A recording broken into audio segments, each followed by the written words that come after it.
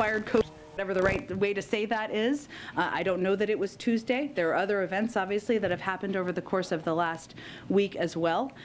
They are all boosted. They are all, many of them are able to work from home, as many staff and even reporters are, who are vaccinated and boosted. And they all have a talented and experienced team who is stepping into their shoes where needed in the office. When the last president wanted to host a big event for a Supreme Court nominee here at the White House, some folks got COVID, and then former Vice President Biden called it a super spreader event. So is there any risk that this event tomorrow for a Biden Supreme Court justice is going to be a super spreader event? Well, one, at that point in time, vaccines weren't available. People were not vaccinated. It certainly puts us in a different space. This event is also going to be outside tomorrow. And then on a different topic, when Title 42 expires next month, what is the plan for the 18,000 migrants a day that are going to cross? Do you want them to get jobs here? Is there something else that you want these 18,000 a day to be doing? I don't know where you're basing your specific numbers on, Peter, but what I would tell you... I've got it right here. Earlier this week, the department gave reporters an estimate that up to 18,000 migrants could be apprehended at the border each day if Title 42 were up to, and we'll see what happens. And obviously we're taking steps to convey that this is not the time to come.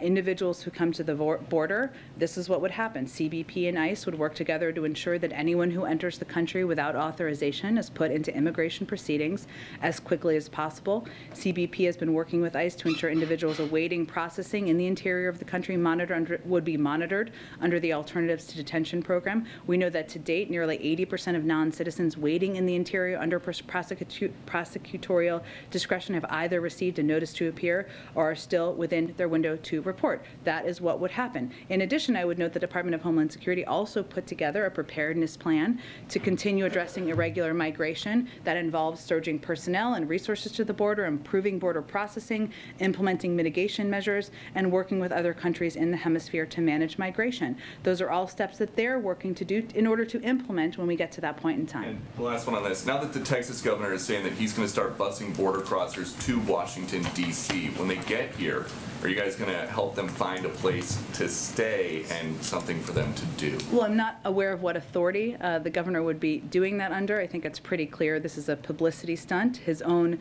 office admits that a migrant would need to voluntarily be transported, and then he can't compel them to because, again, enforcement of our country's immigration laws lies with the federal government, not a state. Washington, D.C.? Well, listen, I don't know, but I know that the governor of Texas or any state does not have the legal authority to compel anyone to get on a bus. Go ahead. Jen, is there pressure to avoid saying that President Biden has had a close contact given his position and the demands of his schedule? No, we announced yesterday the vice president had a close contact, and if there is 15 minutes that he spends with somebody in person within 6 feet and they test positive for COVID, then that would be a close contact. So given you said it doesn't necessarily take 15 minutes to get COVID, right? So it could take less than that. Obviously, he was around Nancy Pelosi and many others. Are you doing anything differently? Is there anything being done differently given that circumstance for the president? He was tested last night and tested negative, and if his doctor deems he should be tested more frequently, he certainly could do that. But again, the CDC guidelines are in place, and the CDC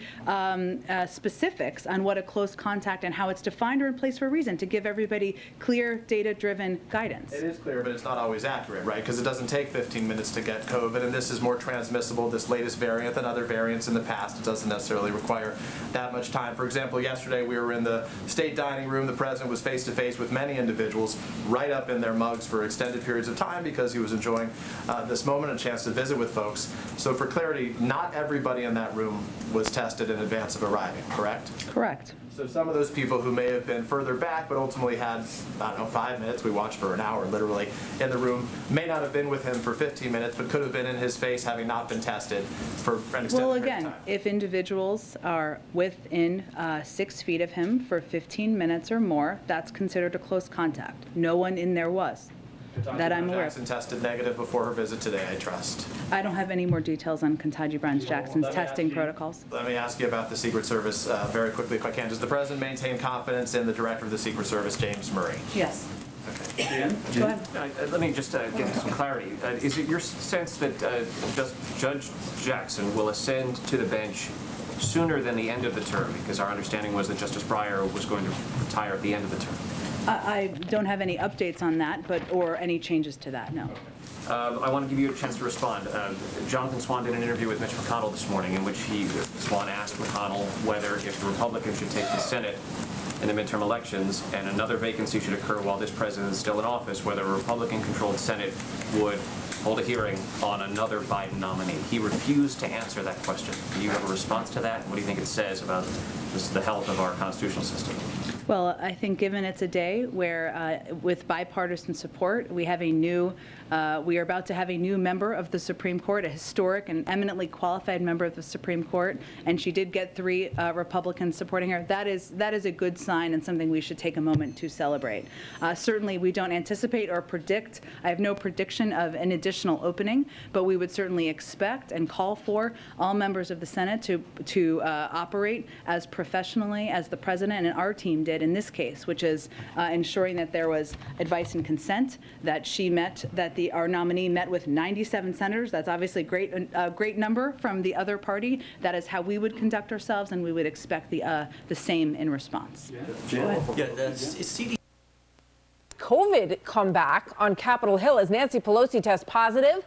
And in light of that, why the White House has decided now is the right time to lift the long in-place pandemic restrictions at the southern border, a move that will likely see a huge leap in the neighborhood of 18,000 crossings per day.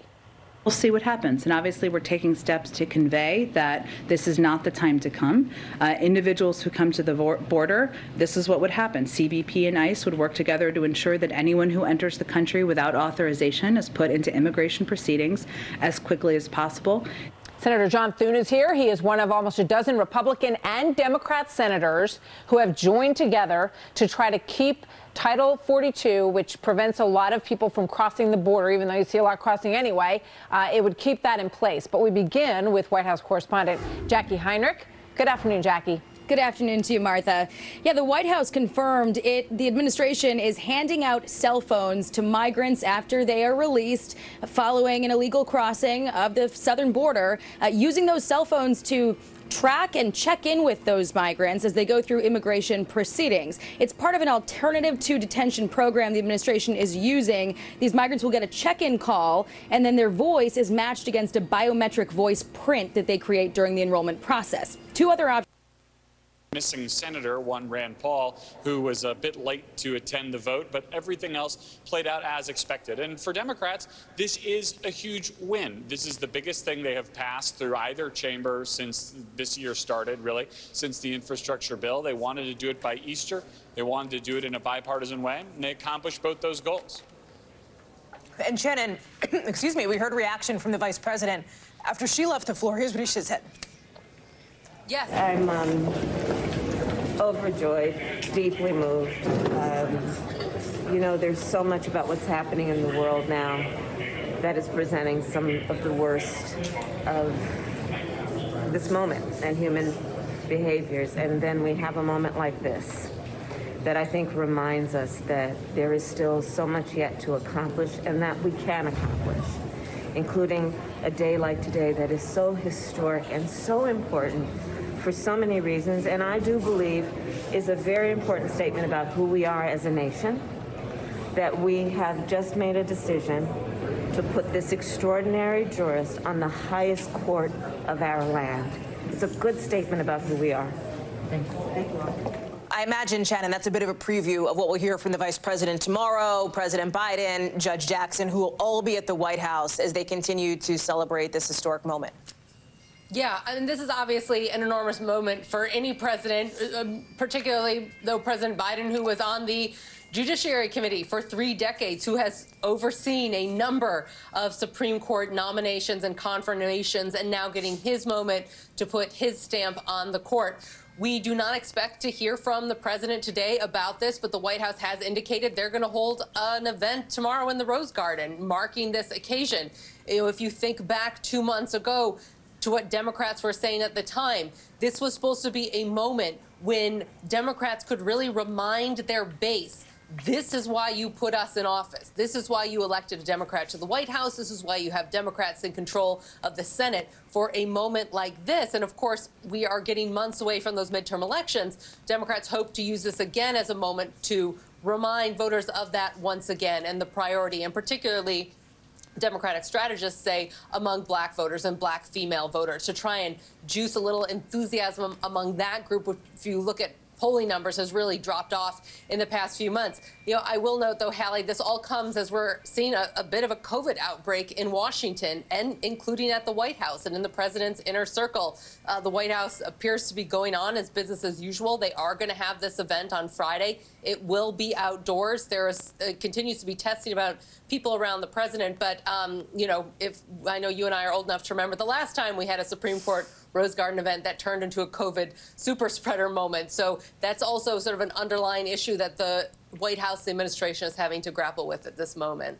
Shannon, stand by. Garrett, you too. But Pete, let me go to you. And it's snack time, whoever's alarm just went off. But can you talk a little bit about some of the key cases that Judge Jackson is going to be considering, you know, looking ahead to next term here? Because, you know, this is a moment now, once she is sworn in, that obviously hasn't happened yet, won't happen until June or July. There is some serious stuff in front of the court coming up. Right, and the biggest case next term may be one in which she doesn't participate, and that's a challenge to affirmative action in college admissions. The case comes from Harvard. Now, she's a Harvard grad, but so are a lot of other members of the court. More to the point, she's on a board that oversees policy for Harvard, and she said in her confirmation hearing she might recuse, or she said she planned to recuse from that case.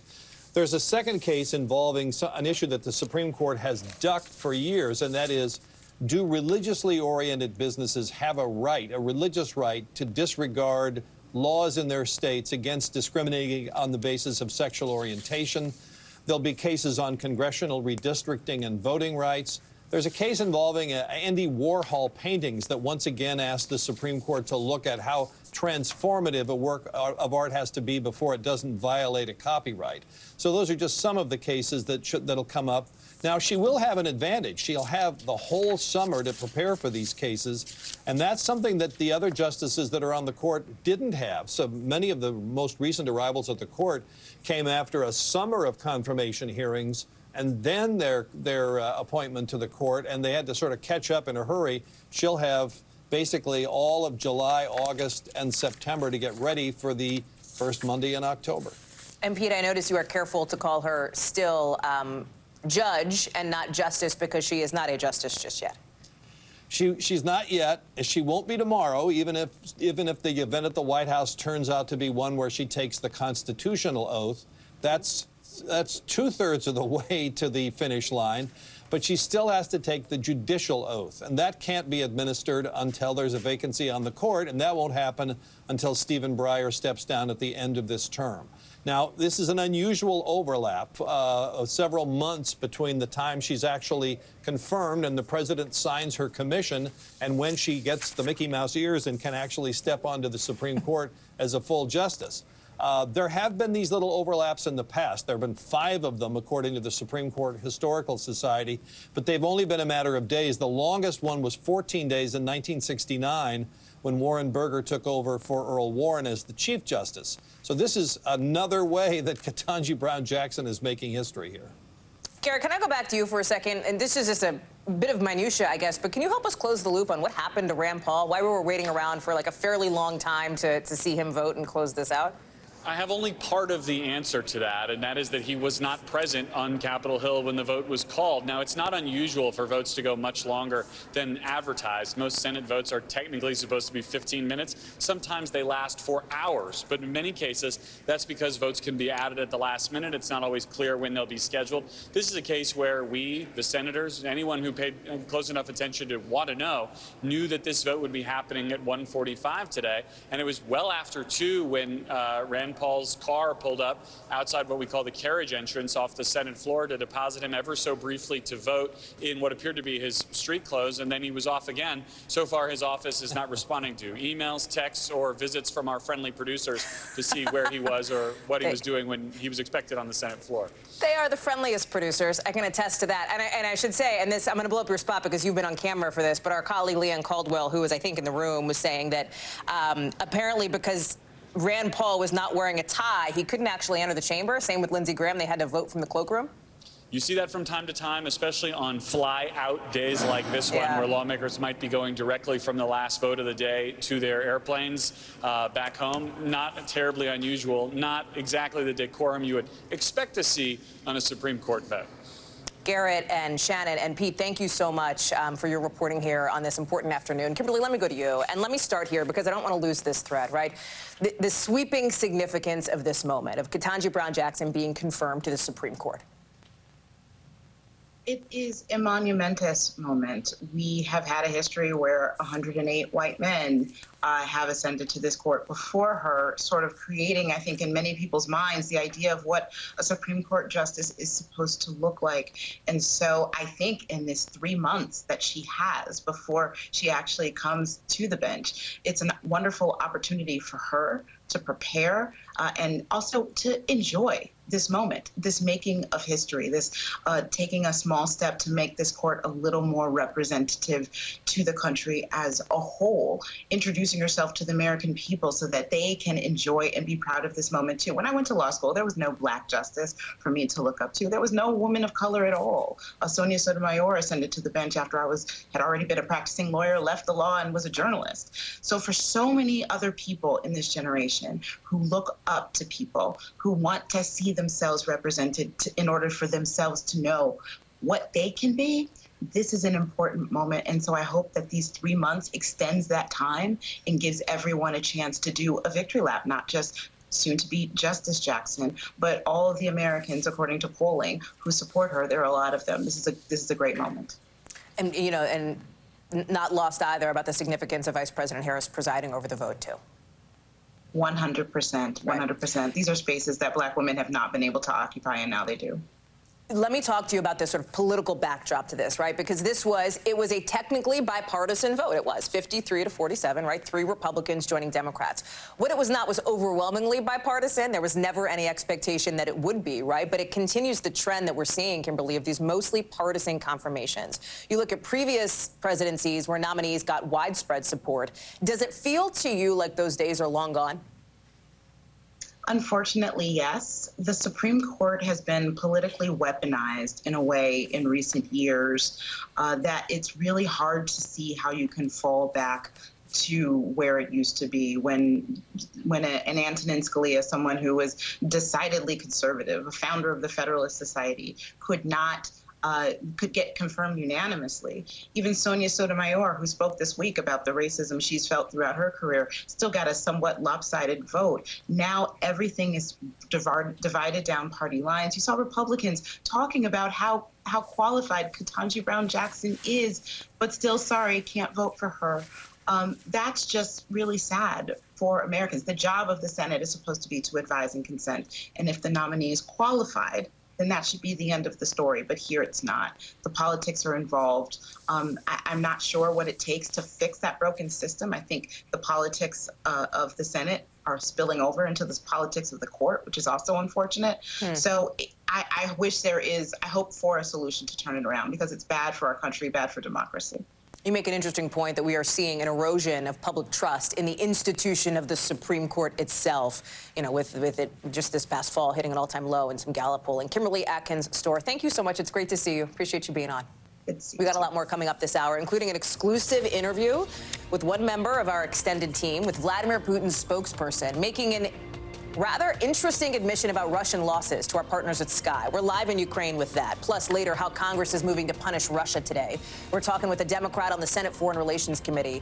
And breaking news from 2 separate investigations into former President Trump this afternoon. One on the Hill, one off of it. We'll talk about what we know in just a minute.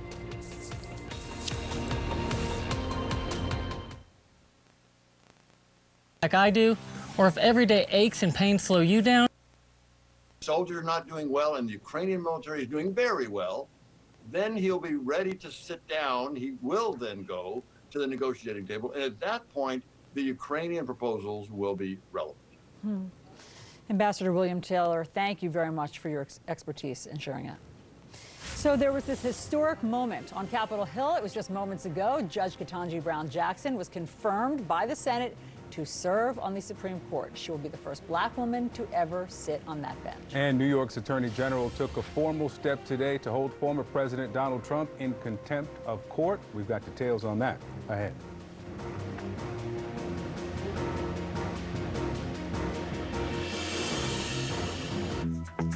Do your eyes bother you? Because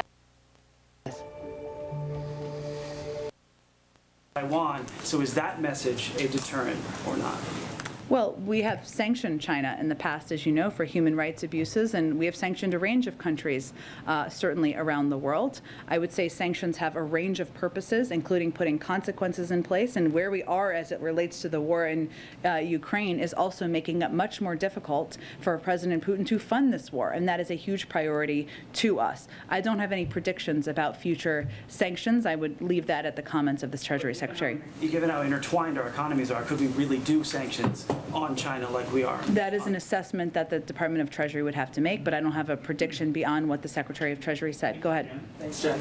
Yeah, this week you've been critical of Republicans trying to add amendment votes onto the COVID funding bill, specifically regarding Title 42. Yesterday you said they decided to move the goalposts and that the White House is questioning whether Republicans are acting in good faith or if they're just playing politics. But Democratic Senators Mark Kelly, Kristen Sinema, Joe Manchin, Maggie Hassan, and John Tester are joining Republicans in this effort. Does the White House have the same criticism we've heard about Republicans? Does that apply to these Democratic senators as well? Look, regardless of who's standing against this, our larger point here is if we do not have treatments, vaccines, or tests that the American people need, Americans will die from COVID. And whether they support or oppose the administration on immigration or childcare, environmental rules, anybody. And so our point, it's not political. The vast majority of people who are opposing this moving forward are Republicans. That is a fact. But our point here is that there is an urgency to move forward. We can have a range of debates about a range of issues we have disagreements on. That's fine. Immigration, childcare, environmental rules, we welcome that. By the way, the president put forward an immigration bill his first day in office. If Republicans want to work on immigration, come on down to the White House. We're happy to work with you on it. But right now, this is a game of politics, and we need to get this funding. Otherwise, people in the country are going to die. That's our larger point. And a quick follow-up on Vice President Harris. Yeah. She was a close contact. Tomorrow during the event, or if there's any reception behind the scenes, will she be required to wear a mask indoors? She'll follow CDC protocols in any of her events. Go ahead. Yeah, the congressional poll report from the confirmation vote today tells us that Senator Rand Paul cast his vote from the GOP cloakroom. He was in casual clothes without a suit jacket or tie, so he was unable to come onto the floor. The reports, I think, 2 other Republican senators may have done similar. Is that an appropriate way to vote on a historic occasion like this? I will tell you, I'm not spending a lot of time, nor is the president, thinking about the dress code of Rand Paul today. We're thinking about the historic confirmation of an eminently qualified black woman to serve on the Supreme Court. Not really worried about his khakis. And if I may as well, we've enjoyed your shout-outs to members of your team. I wonder if this means you're now working your notice. I'm sorry, what? Whether you're now, is that an American phrase? Whether you're now working your notice? I think I don't know that it's an American phrase. I love the Britishness and the accent, not to put you on notice of sort. Look, I think it is simply a reflection of my appreciation for the incredible people on my team that I get to work with every day. I've shouted them out in the past before. I've presented them with sashes to wear, all sorts of embarrassing things, and I think working in the White House, just like being a reporter, people think you have glamorous setups back there. I'm here to confirm that is not the case, but our team works their tails off. There's a lot going on, and it's just simply an effort to recognize that. I have nothing to announce about. Final question?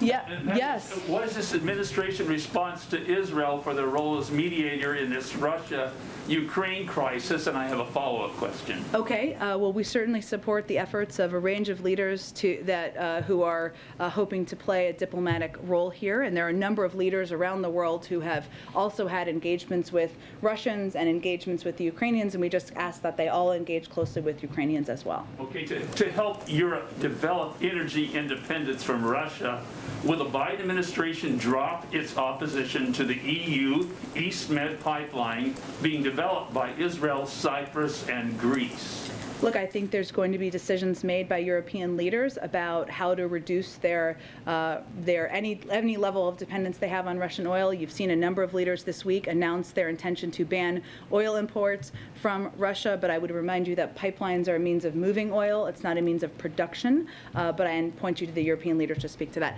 Thanks so much, everyone.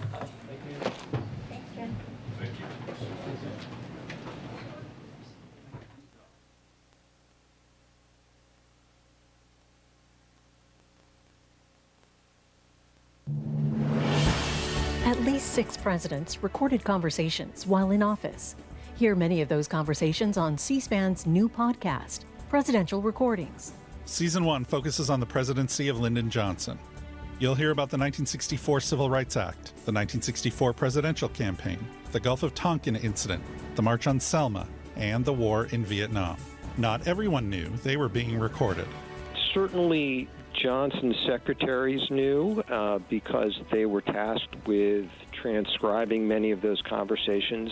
In fact, they were the ones who made sure that the conversations were taped, as Johnson would signal to them through an open door between his office and theirs. You'll also hear some blunt talk.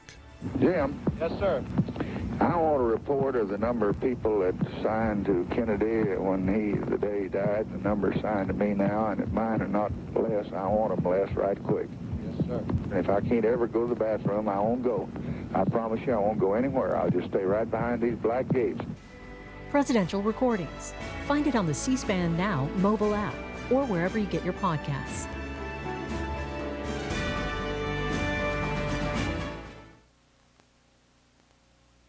C-SPAN about that gives us a few weeks, or them a few weeks with us in support. And will that be seen as too much of a provocation by this president, which is what you've talked about before with us? Because now you're going into an area that Russia has occupied for some time and trying to push them out. Yeah, Martha, I couldn't agree with you more. I mean, Zelensky and his generals want to drive the Russians out. They want to achieve a victory. I don't believe the administration is on the same page as that. I think what they want is an ending as soon as possible. A settlement. Yeah. And what Zelensky wants is, he says, and I think with some passion and justification, all the barbarism and the atrocities that we have seen, and they're going to be more to unfold as we get more availability of these cities and see what's happened. He said the way to stop that, the way to stop these atrocities once and for all, is to give me the weapons and the equipment I need to drive the Russians off my territory. That's how it ends. And I totally agree with him. Listen, it's a tough fight. There's no guarantee that he could win, but he has an opportunity, and he wants to seize it. And I'm done underestimating the Ukrainians and Zelensky. I mean, you got to give them some credit here, and we should be all in on the same page talking about, yes, we back Zelensky. We want to drive the Russians out. And listen, Martha, when you think about it, all these NATO nations, there's 30 of them, they all have a lot of equipment they could give to Zelensky. And he has the opportunity to crush the Russian army in Ukraine. And what a deterrence that is for NATO. It would remove for years the opportunity for the Russian army to attack a NATO country. Not forever, but for several years for sure, as they recover from a defeat like that. And those could be an important few years to have in that regard. General, thank you very much. General Jack Keane, always good to see you here in New York, here for opening day for the Yankee game. Go Yankees. Go Yankees. Thank you, sir. So coming up, Dan Henninger and Molly Hemingway on the exclusive, and an exclusive, of the Senate, and there's a nominee from the White House in 23 or 24. Let me ask you about another topic here. This is Title 42. This is the public health order that the White House determined will be lifted in about 7 weeks, used to, thus far, keep 1.7 million migrants out of the U.S. who are seeking asylum from the southern border mostly. There are at least a half dozen Democrats who believe that the president, or trying to block the president's lifting of that order until at least the public health emergency is lifted, or there is a plan to stop the expected surge of migration across the border. Why not wait until that point? Look, so a couple of things, Victor. Number one, let's all remember what Title 42 is. Title 42 is not immigration policy. And I think we all are reminded that it is long past time to modernize our nation's immigration laws. Title 42 is a public health order because of the COVID-19 pandemic. And we see what's going on across the country. You know, restrictions are coming down, vaccines are up, case counts are declining, we're losing our masks. So if the COVID justifications for Title 42 under Trump are no longer there, then I think what the president is seeking to do is appropriate. And that being said, what we do want to insist on is a safe, orderly, and humane process when it comes to immigration laws and immigration processing. It is not illegal. It is absolutely lawful for someone fleeing persecution, fleeing violence, fleeing natural disasters to come to the United States seeking asylum. And we need to have a process in place to consider those requests. And so those are the questions that we are asking. I'm also a member of the Homeland Security Committee, asking questions of Secretary Mayorkas and others in the administration. What's the plan? Will we be ready by May 23rd? Well, we certainly have heard from some border state Democrats who believe that there should be some caution placed to make sure that there isn't this surge across the border once that's lifted in May. Senator Alex Padilla, thank you, sir. Thank you. So today, New York's top law enforcement official is urging a state judge to hold former President Donald Trump in civil contempt. This is a new filing, and Attorney General Letitia James accuses Trump of failing to comply with a subpoena for documents in her civil investigation into his businesses. James is requesting that the court hold Trump in contempt and impose a $10,000 fine a day until he complies. CNN's KSFY now sat down for an exclusive interview with the Manhattan District Attorney, who's overseeing the criminal side of the investigation into Trump's businesses. What do we know? What have you learned in this conversation? So I sat down with the DA, Alvin Bragg, just a few hours ago, and he wanted to send a clear message that this investigation into the former president and his business is ongoing. It's active. He says they're interviewing witnesses. They're reviewing new evidence. Now, of course, you know, he makes this very unusual statement and grants us this interview because there had been a lot of speculation that the investigation had ended after two prominent attorneys who were working in the office had resigned. One of them, in a resignation letter, had said that he believed that Trump was guilty of numerous crimes and that Bragg was wrong not to authorize an indictment of the former president in February. That's when those two resigned. I asked Bragg about that today. Here's what he said.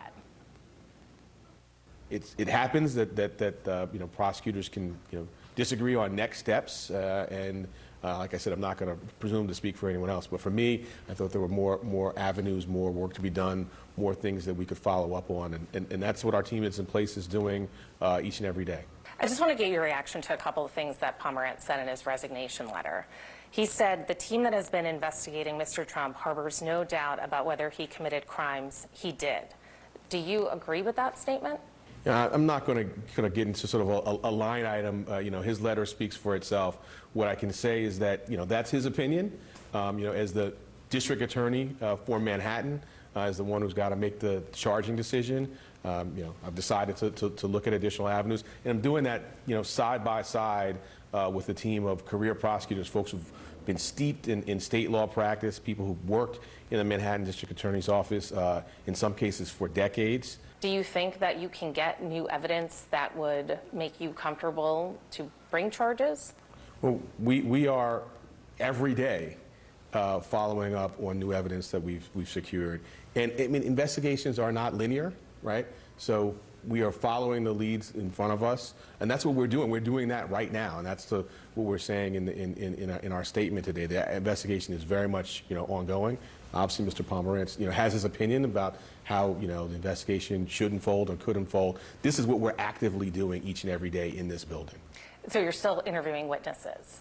We are, as our statement today says, we're, you know, interviewing witnesses, reviewing documents, following up on evidence that has not previously been analyzed and looked at or secured by the office. Now, Bragg would not put a timeline on this investigation, how long he would continue, but he did say that the public will know either through an indictment or his office will issue a statement explaining their decision. Great to get that interview, KSFY. Thank you very much for sharing that. Okay, let's talk about this. Tiger Woods is back at the Masters. We're going to tell you how he's doing after that horrible accident. So it looks like the January 6th committee is gearing to go after the biggest fish, if you will, in this entire investigation, considering an interview with former President Donald Trump, according to a source familiar with the matter. I want to bring in NBC News Capitol Hill correspondent Ali Vitale, who's following this for us. And Ali, it's been an interesting day of developments because Chairman Benny Thompson said earlier, I think, to Politico and others that, yes, they will be talking about the likelihood of calling in Donald Trump for an interview. Whether or not he does, right, is separate. Then it was like, well, maybe they won't, but then a source on the committee tells us, yes, they're looking at it. Help us understand. Look, it kind of sounds like this is something that we always wondered if it was on the table. And what today does is confirm that it is on the table. It is, yeah. Beyond that, though, it's sort of an open question because as you and I have followed every twist and turn of this, we know what has happened when the committee has tried to get to the people who are closest to Trump. A lot of them have not complied, but this also comes after a series of weeks here where you've had the committee successfully speak to, for more than 6 hours apiece, Jared and Ivanka Trump. And that is critical when you think about the optics of this investigation in terms of what those people said to the committee. We don't know the specifics, but we do know those are two people who have been close confidants of the president. Ivanka Trump specifically, someone who many other people who testified in front of the committee said they believed that she was one of the only people who could have reasoned with her father on January 6th to do something to stop the violence. And now, of course, we're hearing from the chairman and others that this potential for going after a Trump interview is on the table. What's notable is this also comes as Trump did an interview with the Washington Post where he said that it depends what the request is in terms of if he would comply or testify with the January 6th committee. You and I have covered Trump long enough, though, to know that when it comes to the law and the courts, he is someone who sort of sees that as like the pinnacle. He does a lot on the legal front to try to not have to sit in front of a court, not have to sit under oath. But at the same time, it would be interesting to see if this is where it went. This has sort of been the looming question over the entire January 6th committee's work, is if this was going to end up with Trump, whether it was testifying in front of the committee or going further than that, trying to refer criminal charges. We've heard that question asked before, and I pose it to committee members regularly. But now we're getting into the point in this where they want to move to public hearings. They're trying to wrap up depositions. They've gotten some big names to talk to them, and this is one of the few questions left. And the former president alluded to this a little bit in an interview with the Washington Post, yeah? Yeah, exactly. He said that it depends on what the ask was, but sort of left the door open or half closed the door, depending on how you want to look at it, in terms of if he would comply with the committee. And that interview was interesting for a few other reasons, too, because you and I talk about that 7-hour gap in call logs. And what Trump said to the Washington Post was that for him, he says, this wasn't from the standpoint of phone calls. I don't remember getting very many.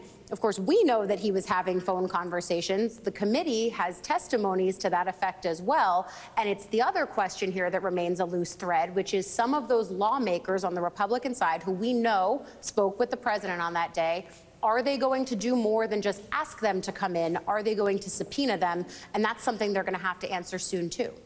Ali Vitale, live for us with a couple moving parts on Capitol Hill as it relates to January 6th. Thank you. More moving parts as it relates to the former president, with some movement on a lot of fronts today. The Manhattan District Attorney, just in the last couple of minutes here, really the last hour, trying to lay out and set the table on where his investigation stands. Alvin Bragg saying in a statement that his team is, yes, still investigating the Trump organization, saying in recent weeks, the Manhattan District Attorney's Office has been repeatedly asked whether our investigation concerning him, the Trump org, its leadership is continuing, saying simply, it is. That's after reports early last month the case had seemed like it was falling apart. Some prosecutors were even quitting. Also today, you have the New York Attorney General, Letitia James, who's leading a separate investigation, now asking a judge to hold the former president in civil contempt over his push to stonewall her tax fraud case against him and his business. By the way, not only does she want him in contempt, she wants the judge to make him pay $10,000 every day until he complies. They're looking for documents and records like file cabinets and Post-it notes that the AG's office says the former president used to communicate with employees. We should note the Trump organization has denied any wrongdoing in this investigation, with the company telling us they're, quote, on track to meet an April 15th deadline to turn over relevant documents. NBC's Tom Winter is following both of these things for us. And Tom, I mean, the statement from the Manhattan DA caught my eye because kind of came out of nowhere and that these reports had been out several weeks ago. And then all of a sudden, here drops in everybody's inbox this statement that says, oh, yes, like we are still investigating. We just can't talk about it. Right. I think there had been a lot of pressure being put on the Manhattan District Attorney's Office and Alvin Bragg as to what is actually going on in this investigation. And you know, Hallie, you mentioned the departure of two high-profile prosecutors who were involved in this case, one of them from nearly the beginning, one of them involved in that Supreme Court fight, which led to 2 wins for the District Attorney's Office in being able to get the former president's tax returns. So a lot of people were asking questions, and we're coming into a period of time here where the grand jury that was sitting and was listening to evidence into the end of last year and into the beginning of this year, that their term, and they don't sit in perpetuity, so they have a certain amount of time that they're sitting on the grand jury, that time was coming up, and a lot of reporters were starting to ask the question, is this thing really over? And the Manhattan District Attorney, in that statement, 2 things came up that I thought was interesting, Hallie. First, saying that they were exploring new evidence, previously unreviewed evidence, as part of this, what they call ongoing investigation. And on top of that, that they will say at some point whether or not they intend to move forward with future indictments, including potentially the former president himself, or whether or not they decide to decline to issue any further or seek any further indictments and effectively wrap up the case. So we will know when this is over one way or the other. That's new information here today. As far as the other revelation that we heard about today, or the new filing, this is over a fight that had been part of whether or not Trump would be deposed, Hallie. This idea of whether or not he should turn over these documents. The judge ordered that he would need to. Now Trump's attorneys have raised issues with that. The AG's office says, no, not so fast. The judge already determined that you got to turn those documents over to us.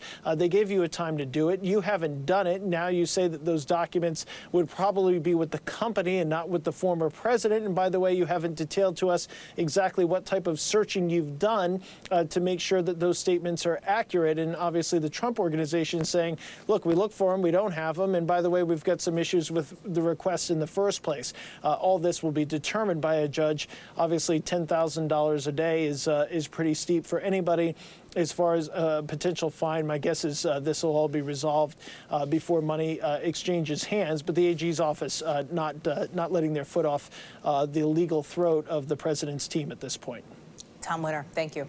NBC News taking a deeper dive into the firm that's now bankrolling the Trump organization, with the days of big banks doing business with the former president long gone.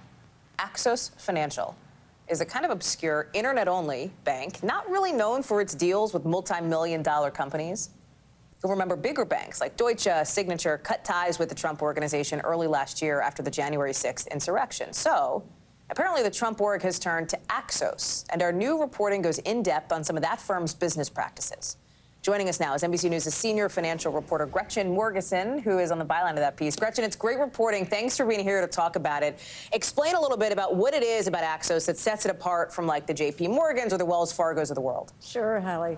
Well, JP Morgan, Wells Fargo, much bigger banks than Axos. Axos, as you said in the outset, is an obscure bank. It was founded only in 2000, and it was founded, as you mentioned, as an online-only bank. Their assets are about $15 billion. JP Morgan is $3 trillion. So we're talking a very small bank. It's located in San Diego and Las Vegas. So it's the left coast, the west coast. But so what is also different about this bank is some of the loans that it has chosen to make. We reported about a year and a half ago in the height of COVID about this bank was teaming up with some very high-cost lenders who are not banks, but who loan to small businesses and charged them really astronomical rates of interest. And it had made it extremely difficult for these small business people to continue operating. And so that was one element of this bank's business that other banks just won't touch. The bank also does business with foreign nationals, and it also has offered a type of loan that allows people who are paying 100% cash for a property to immediately turn around and borrow to cash out some of that investment. And banking analysts told me that it's those are kinds of questions that you could have about money laundering. So it's an interesting bank. It is certainly not like a lot of the other bigger names that you mentioned. There's a lot in that reporting too, Gretchen, including some details on multiple lawsuits against the company, against Axios for wrongful termination. I commend folks to read it. It is on NBCnews.com. Gretchen Morganson, it's great to see you on the show. Thank you very much for bringing us your great scoop. Appreciate it. Thank you. Still ahead this hour, another Republican-led state has just banned trans girls from playing on female sports teams. How activists there plan to fight it. But first, we're live on Capitol Hill with Democratic Senator Chris Murphy on the war in Ukraine and today's Supreme Court confirmation, this historic moment. Next. I'm Dr. Brendan White. I've been an optometrist for 29 years now. I started clawback money that was received through fraud. All that does is hurt those who really need it. And what this legislation says is we're going to get back that money that was fraudulently received by. Thank you. Chad Pergram reporting. Let's bring in Dan Henninger, deputy editor of the Wall Street Journal editorial page and a Fox News contributor. Great piece in the Journal today on Putin and Ukraine, the need for Ukraine to win in that confrontation, in that war. But Dan, obviously this is sort of bubbling to the top here. We hope all of these members are healthy and that they get through this without more event. But your reaction to sort of the way this is being handled, I think back to, and there's going to be a big event tomorrow for Ketanji Brown Jackson at the White House outside. It's going to look very similar to the one that we saw with Amy Coney Barrett. Yeah, it is indeed, except that it is not, we're not in the same relationship to COVID that we were back then. And I think, you know, this is a fascinating thing that we're going through in Washington right now. In some ways, I think Washington is serving as a case study of where exactly we, America as a society, are right now with COVID. It is true that the Speaker of the House has contracted it. She's tested positive, as has the Attorney General, Merrick Garland, the Commerce Secretary, Gina Raimondo, and a number of members of Congress right now. But I think we should look at this as a positive result. I mean, Nancy Pelosi is 81 years old. She is clearly in the demographic that has always been said to be at risk from getting COVID. But she was fully vaccinated. She says to be asymptomatic. None of the other people that we have heard of are seriously ill at all. They either have very few symptoms or are asymptomatic. All of this is to say that we have probably reached a point where the virus is much less virulent than it was before, and that we should be able to go on living our lives as normal. And certainly it would not be great if the President of the United States was shown to be positive infected, but it looks as though it would not do the kind of damage that we worried about a year ago in this country. We're much further along than we were then. Yeah, and the President, Jen Psaki, said tested negative yesterday. I'm sure he's going to be tested several times over the next few days. With regard to the funding for fighting COVID, here's Jen Psaki talking. Including lymphoma and skin cancer, death, heart attack, stroke, and tears in the stomach or intestines occurred. People a month. That's less than 35 cents a day. You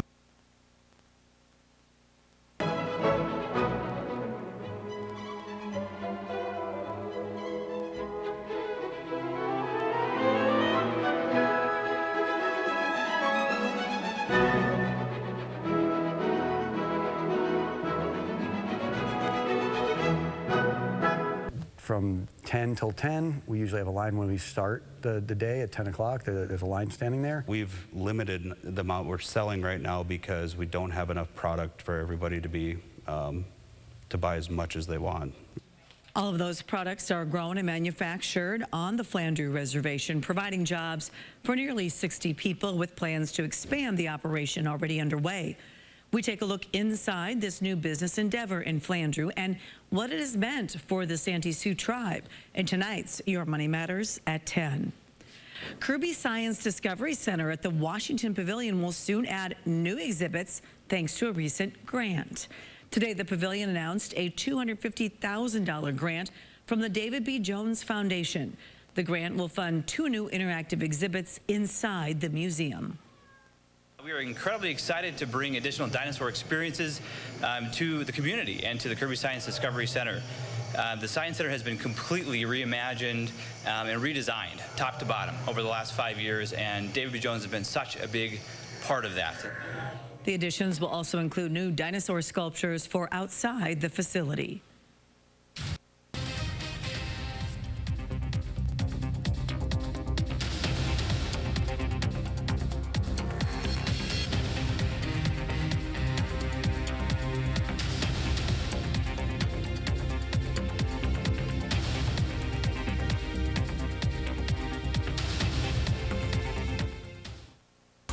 Years on the year 2022 in Europe. Ukraine warns that this full-scale ground invasion by the Russians in the eastern part of Ukraine, and I'm quoting now, will remind you of the Second World War. What specifically do the EU, the European Union, the United States, the other NATO allies, what do they need to do, President, right now to prevent Russia from carrying out more atrocities like we've seen in Bucha and elsewhere? Well, I think we need to do everything to isolate Putin and his allies in Kremlin and Russia. What we are doing today is funding, whether directly or indirectly, this war, while at the same time we are not effective enough in delivering the necessary amount of weapons that Ukraine needs to defend itself, because this is ultimately self-defense of a country, of its territorial integrity and its democracy. So what we need to make sure is that we don't slide away, we don't look away, we don't find ourselves in a few months' time looking at a war that is still going on, but we have not been effective enough. And our message to Russia has to be, we are not afraid of what you say. We are not afraid of your threats. We are going to counter your propaganda. We are going to counter your narrative that you are trying to use with intimidation. We've had countries that are neighboring Russia for years warning that this would happen. And in fact, it did happen. Even when a few days or even a few hours before the invasion happened, there were still people saying, no, this will never happen in 2022 in our Europe. What are we seeing today? Women and children, classic war scenes that are bearing the brunt of a war on our continent. I'm part of a generation that took peace for granted, that looked at values such as democracy, justice and freedom as something that would never be threatened, but they are being threatened, and we cannot let Russia get away with it, either directly or indirectly. We won't let it happen.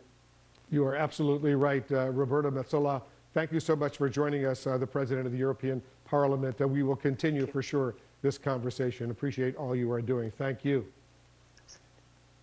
Coming up, CNN is with refugees on board an evacuation train, fleeing their homes, possibly forever. And a major story here in the United States, the confirmation of Judge Ketanji Brown Jackson as the first black woman to serve on the United States Supreme Court. We'll discuss the historic vote with Senator Cory Booker.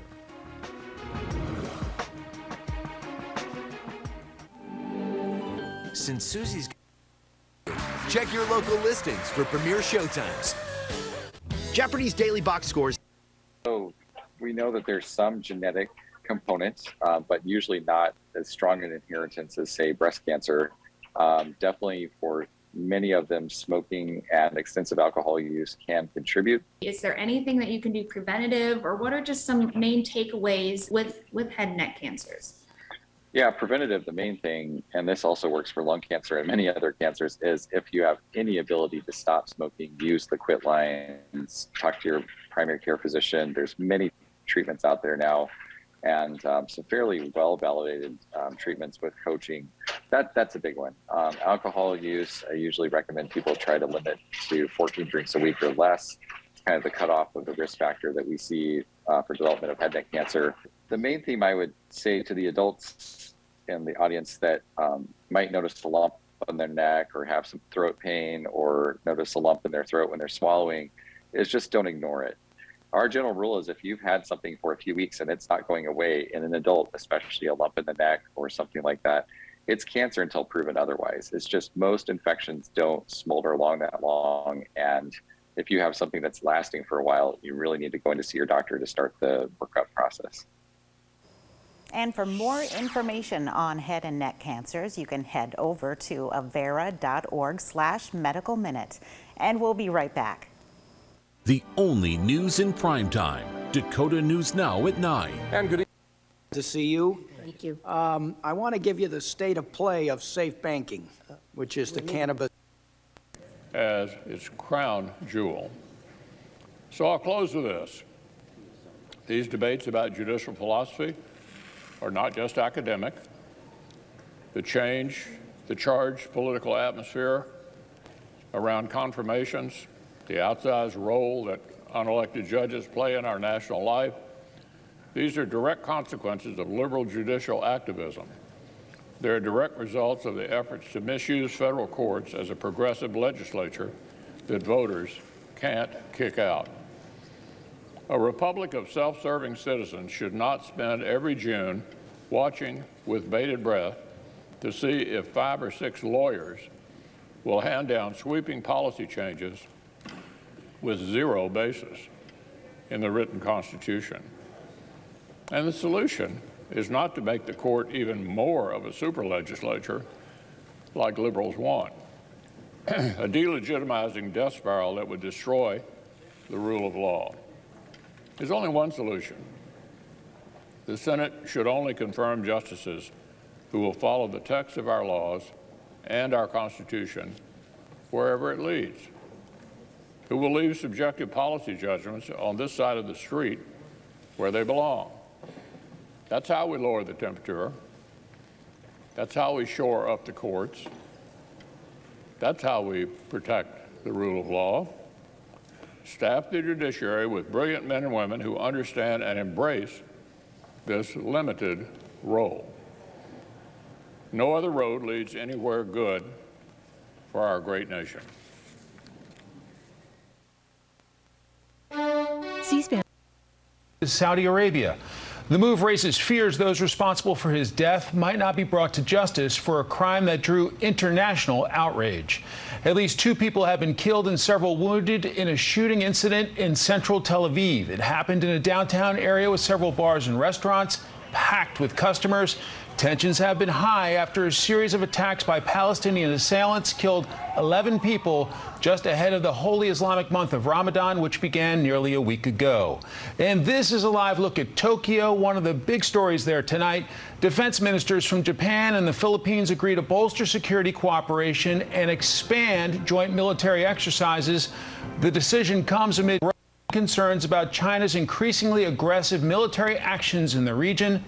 Just some of the other some of the other stories beyond our borders tonight. We'll be right back. Investigations are not linear, right? So we are following the leads in front of us, and that's what we're doing. We're doing that right now, and that's what we're saying in our statement today. The investigation is very much, ongoing. So you're still interviewing witnesses?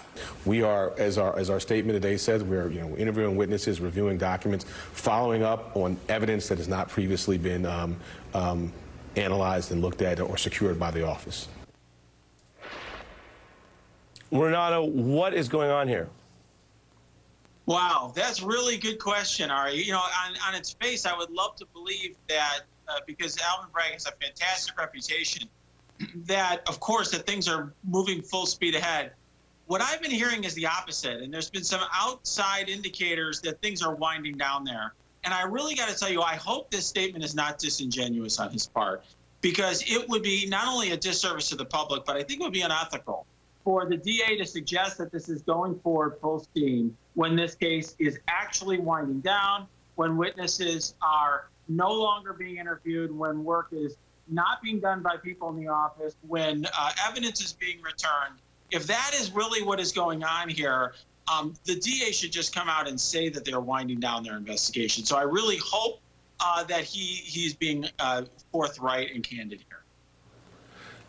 Very interesting the way you put it, Renato, and you know this space well, and some investigations come with heat and pushback, but you seem to be implying that it is more likely that the case really is winding down because the processes that we know about, like a grand jury impaneled to take evidence and interviews, is winding down. The prosecutors, who have quite a reputation, said that's why they resigned. They said they were told he's not going to indict, which again, whether that is the right call or not, people can debate, and they have more evidence than the public. But that's why they say they resigned. The New York Times did a lengthy piece with sourcing and talking to the DA himself about it. And so you're suggesting that this could look like, in your view, potentially spin and damage control to buy time for the criticism and not actually be 100% true, and you're saying in that case it would be unethical. I want to let you expound on that. Let me play a little bit more from, again, this new and unusual interview from the DA talking about the Trump criminal probe. Here's another part of what he said. I thought there were more avenues, more work to be done, more things that we could follow up on, and that's what our team that's in place is doing each and every day. You know, as the district attorney for Manhattan is the one who's got to make the charging decision. You know, I've decided to look at additional avenues, and you know, side by side with the team.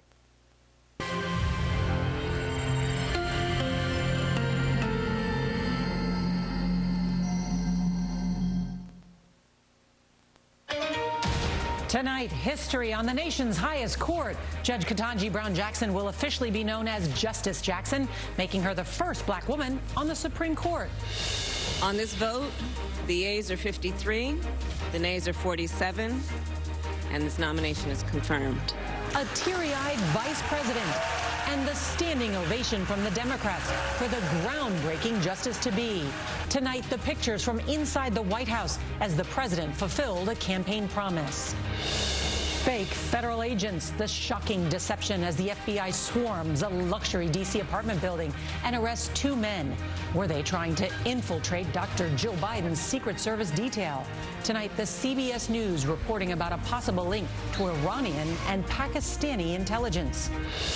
Trail of death and destruction. We visit a Ukrainian town where President Zelenskyy says the situation is even worse than what we saw in Bucha. Mass shooting in Israel. What we're learning about the attack that left at least 2 dead and 8 wounded.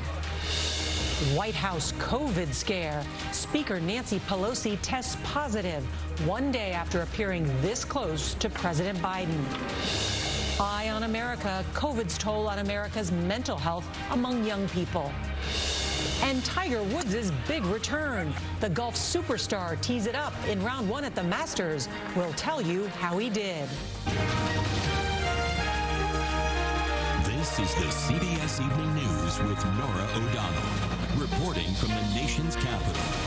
Good evening, and thank you for joining us on this Thursday night. We are going to begin here in our nation's capital because today we had a front row seat to something that has never happened in our nation's history, something that will no doubt change the lives of many Americans for decades to come. Today, the U.S. Senate voted to confirm Judge Ketanji Brown Jackson for a lifetime appointment to the nation's highest court. For its 233-year history, the Supreme Court has weighed in on one of the most important issues in America that affect our everyday lives. But the court has not represented the diversity of the American people. President Biden promised to change that. And 6 weeks ago, he nominated Judge Jackson in one of the most consequential decisions a president can make. 3 Republican senators broke with their party to vote for Jackson: Mitt Romney of Utah, Susan Collins of Maine, and Lisa Murkowski of Alaska. Well, there are a number of other important firsts. It will be the first time 2 black justices are on the Supreme Court at the same time, and the first time there will be 4 female justices. CBS's Jan Crawford is on Capitol Hill. Good evening, Jan. Well, good evening, Nora. You know, Judge Jackson's confirmation was contentious, but it was never really in doubt. And now with today's vote, she'll take her place in history. The yeas are 53, the nays are 47. With Vice President Kamala Harris presiding, Judge Ketanji Brown Jackson made history. The 51-year-old who wrote in her high school yearbook she hoped to be a judge will be the Supreme Court's first black woman justice, fulfilling a campaign promise by President Biden. He watched the vote in the White House with Jackson, who Senate Democrats celebrated. We are beginning to write another chapter in our nation's quest for equal justice under the law. And that chapter begins with 3 letters, KBJ. The vote was bipartisan, barely. As Republicans left the chamber, one of them, Senator Mitt Romney, stood alone. He and 2 other moderate Republicans, saying Jackson is qualified and the confirmation process broken, joined all 50 members of the Democratic caucus in voting yes. Jackson's qualifications are out of Supreme Court central casting, top Ivy League and legal credentials, nearly a decade of experience as a federal judge. I stand on the shoulders of so many who have come before me. Her confirmation hearings often were heated. No, Senator, I didn't say versus. That's exactly what you said. Republicans say she's soft on crime and extremist. Based on her record, I believe she will prove to be the furthest left of any justice to have ever served on the Supreme Court. Replacing Justice Stephen Breyer, Jackson won't change the balance of the current solidly conservative court. But as the first black woman, her perspective and experience could have influence, and her voice already is being heard. Now, for now, she's still Judge Jackson. She won't become justice until Justice Breyer steps down at the end of the term, which probably will be in late June or early July. And at that point, she'll officially be sworn in and get to work. Nora? Quite a day. Jan Crawford, thank you.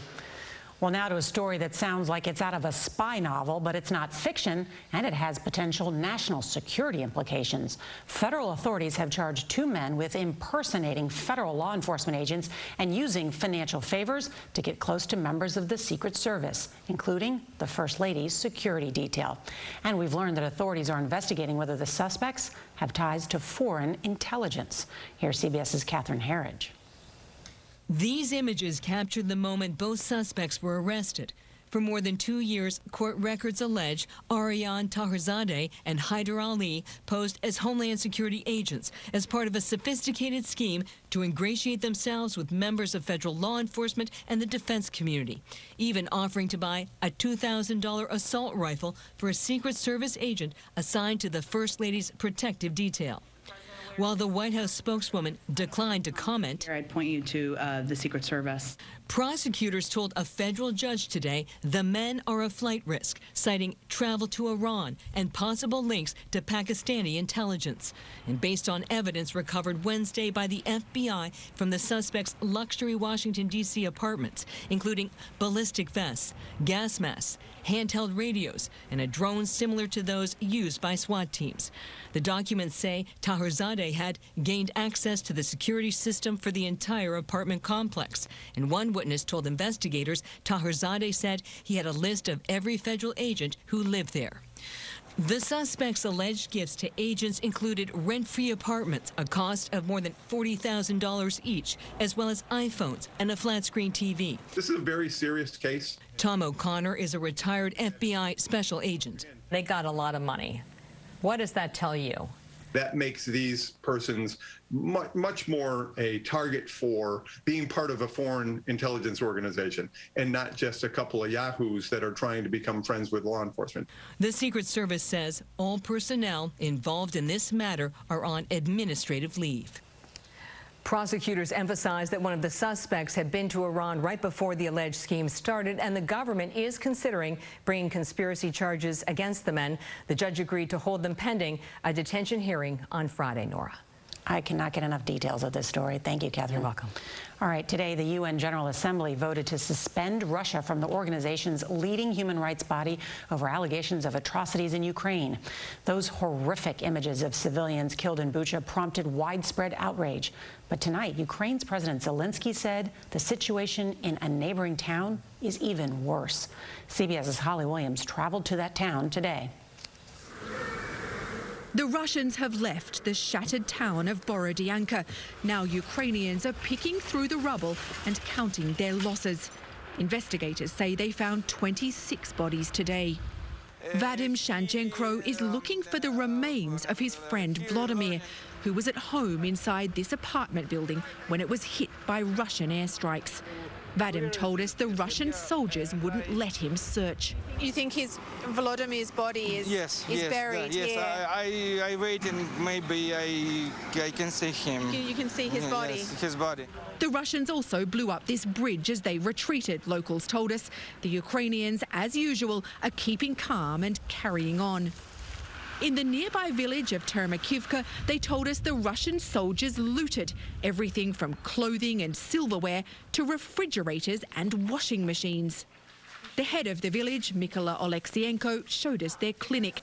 So hypodermic needles, medication, which he said the Russians raided, leaving it wrecked. So it sounds like they came here hoping to treat themselves for their injuries. Russia's invasion of Ukraine appears not just brutal, but incompetent and unprofessional. Cmgus is around 30 miles from the Chernobyl nuclear site, where Russian troops have also pulled out. But Ukraine says the Russians dug these trenches in one of the most contaminated parts of the exclusion zone, exposing themselves to significant doses of radiation. The Kremlin spokesman admitted today that Russia has lost a significant number of troops in Ukraine, calling it a, quote, huge tragedy. But he didn't say how many have been killed. Nora. Holly Williams, thank you. Let's turn now to Israel, where at least 2 people were killed and 8 wounded following a mass shooting that police are calling a terrorist attack in downtown Tel Aviv. The shooting took place in an area packed with restaurants. It is the 4th gunman attack in Israel in the last 2 weeks. All right, COVID cases across the country are dropping, but that's not the case here in the nation's capital, where a surge of infections are getting dangerously close to the President of the United States. CBS's Weijia Jiang is at the White House with more. House Speaker Nancy Pelosi's positive COVID test today came less than 24 hours after she was standing next to President Biden for a bill signing. That interaction followed this one on Tuesday when the 82-year-old kissed the president. White House Press Secretary Jen Psaki insisted they are not considered close contacts by the CDC. Their definition of it is 15 minutes of contact within a set period of time and within 6 feet. It did not meet that bar. Pelosi, who is quarantining with no symptoms, is the latest in a growing number of people close to Mr. Biden who have contracted the coronavirus in recent days, including his sister, Valerie Biden Owens, Attorney General Merrick Garland, and Commerce Secretary Gina Raimondo, all of whom attended the same Washington dinner on Saturday night. Vice President Harris's communications director also tested positive after going, adding to a mounting list of West Wing staffers. President Biden received his second booster shot last week and last night tested negative for COVID. The highly contagious BA2 subvariant is sweeping the nation's capital. Cases in D.C. spiked by 56% in the past week, hospitalizations by 31%. Experts say the good news is many people are protected. We can expect more cases out there, but the vaccines are designed to keep us out of the hospital, and they're working. Tomorrow, a large crowd looks like free apartments worth $3,000 a month, iPhones, a flat-screen TV, surveillance systems, and a drone. Herzada is accused of offering to buy a $2,000 assault rifle for a member of the First Lady's protective detail. Our Mary Bruce today pressing the White House. A service agent from the First Lady's detail was placed on administrative leave after they associated with and were provided gifts from 2 men who were pretending to be Homeland Security investigations agents. Is the First Lady aware of this? The President aware of this? How concerned are they? I don't have any comment from here. I'd point you to the Secret Service and others investigating. So do you have any further guidance on what these 2 men were after or who they may have been working with? It's being investigated, and I would point you to the proper agencies. The suspects allegedly posed as special police agents from the DHS investigating January 6th and were equipped with tactical gear, official-looking badges, and weapons. What's more concerning to me is where did these individuals obtain all this gear, identification? Where did they get all this stuff to be able to create this false persona? Yeah, this was really something when it first broke overnight. Martha Raddatz with us now. And Martha, I know prosecutors believe these men were able to dupe members of the Secret Service.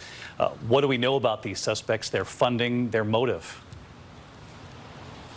David, that's the big mystery. This was clearly well-funded, despite the fact the men say they couldn't afford an attorney. One saying today he had no money. So we don't know yet whether someone else or some other country was behind this, nor do we know what they may have been after. David? All right, Martha Raddatz with us tonight. Martha, thank you. We're going to turn now to the pandemic. New cases rising in half the country. The Omicron subvariant, now the dominant strain, 72% of all cases nationwide.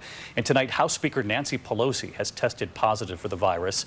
Her office saying the 82-year-old House Speaker got her second booster weeks ago and remains asymptomatic tonight. But this evening, questions also about the president. The speaker was with President Biden several times this week. There's also news tonight that Senator Susan Collins has tested positive too. In fact, several big names in Washington. So let's bring in our senior White House correspondent, Mary Bruce. Mary, I know the White House has been pressed on whether or not the president was in fact a close contact with Speaker Pelosi and if they're taking any extra steps to protect him. Well, David, the White House says the president tested negative again overnight, but we did see him with the speaker right by his side at two events here at the White House this week, even exchanging a kiss on the cheek. Despite that, the White House insists the president is not considered a close contact based on the latest CDC guidelines. Speaker Pelosi, though, is just one in a slew of high-profile officials to test positive this week, including the Attorney General, the Commerce Secretary, Senator Susan Collins, one of several members of Congress, and even President Biden's own sister. Now, Biden has been attending a lot of packed, maskless events recently, trying to show that the country is entering this new phase. But he is the president of the United States. He is 79 years old, and the White House says they are taking some additional precautions, like making sure anyone in close contact with the president is tested. David? Yeah, but real proof tonight we are still dealing with this pandemic. Mary, thank you. Now to the weather, and millions along the East Coast bracing tonight for more severe weather. Tornado and severe thunderstorm watches are in effect from South Carolina straight up through Virginia, and then the heavy rains right into the Northeast. In fact, flood watches further north in Philadelphia, New Jersey, parts of New York. That same system has now brought more than a dozen reported tornadoes to the southeast in just the last 24 hours. These images tonight from Georgia. Those strong winds and heavy rain then moving up the East Coast. So let's get straight to meteorologist Cecily Tynan from WPDI. She's with us from Philadelphia tonight, just one region bracing for the system as it moves north. Hi, Cecily. Hi, David. And right now, the focus of severe weather is across eastern North Carolina and southeast Virginia. This is where we have tornado watches in effect until 9 o'clock.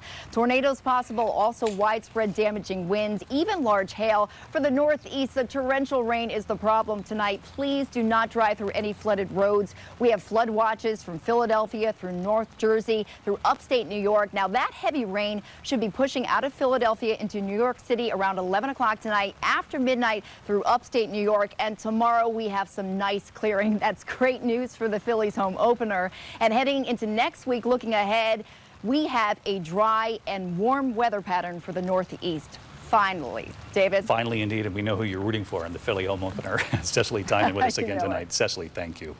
We continue with the news overseas tonight and to a deadly shooting in downtown Tel Aviv. The attack in a district crowded with restaurants and bars. At least 2 people are dead, several others wounded. And tonight, police are now asking for the public's help in Israel to identify this person of interest. Now, this incident is the latest in a series of attacks that have left 11 people dead in just more than 2 weeks. ABC's Will Reeve from London tonight. Tonight, a manhunt in Tel Aviv as Israeli police search for the shooter who opened fire on a bustling downtown street, killing at least 2. Police and emergency crews seen racing to popular Dizengoff Street. At least 7 others transported to hospitals, some with gunshot wounds. Dizengoff, the cultural heartbeat of Tel Aviv, with bars and restaurants typically buzzing at the time of the shooting.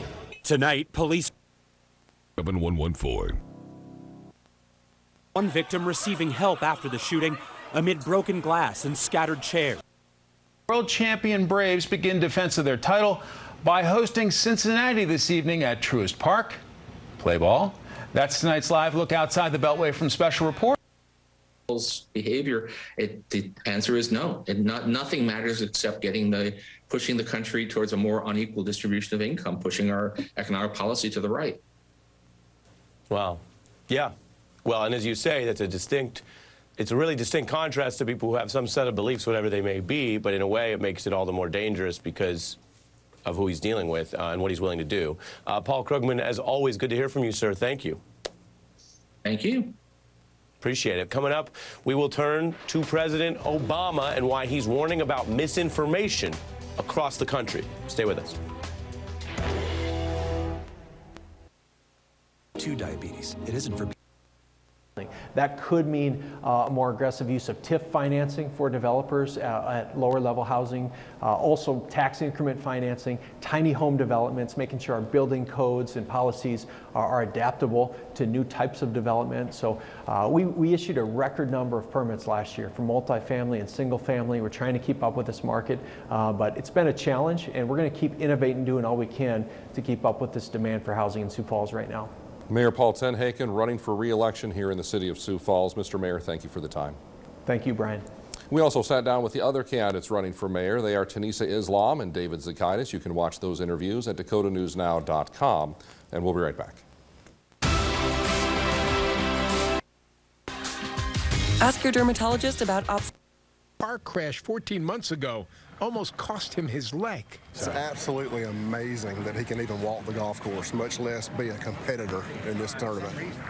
The concern coming into the tournament was whether his body could hold up. Grabbing his back a little bit there. Walking the 6 miles or more each day over the hilly terrain here at Augusta National. So now Tiger for birdie. But after his round today, it all looks good. Just exceptional stuff from Tiger Woods. I figured once the adrenaline kicks in and we get fired up and I get into my little world, I should be able to handle business. Jim Nantz anchors Masters coverage for CBS Sports. I think he's got a freebie, so to speak, because the expectations are so low. Now, don't fool yourself. His expectations are to win this thing. Imagine that is a happy. Tiger Woods is known for his game face. Usually he's all business, not a trace of emotion. Usually. Today, coming off the course, he was unable to hide a smile, speaking for so many here at Augusta National. Nora? I love it. Jim Axelrod, thank you. Coming up next, one Atlanta school's unique solution to the teacher shortage. A financial overall health. Chantal was suffering, and we had to put it. Been found after getting lost during a recent road trip, but the outcome, he says, is hard to take in. It's really hard to grieve when you're so angry. According to the Esmeralda County Sheriff, the missing couple was located Tuesday morning in a remote mountain area near Silver Peak. Crews located the RV, which appeared to be stuck. The couple and the Kia they were towing were found 2 miles away. According to the sheriff, Beverly was alive and in good spirits, but Ron had passed away. They've been fully retired for, several years now, and they just enjoy crisscrossing. The winner plays Saturday night for the National.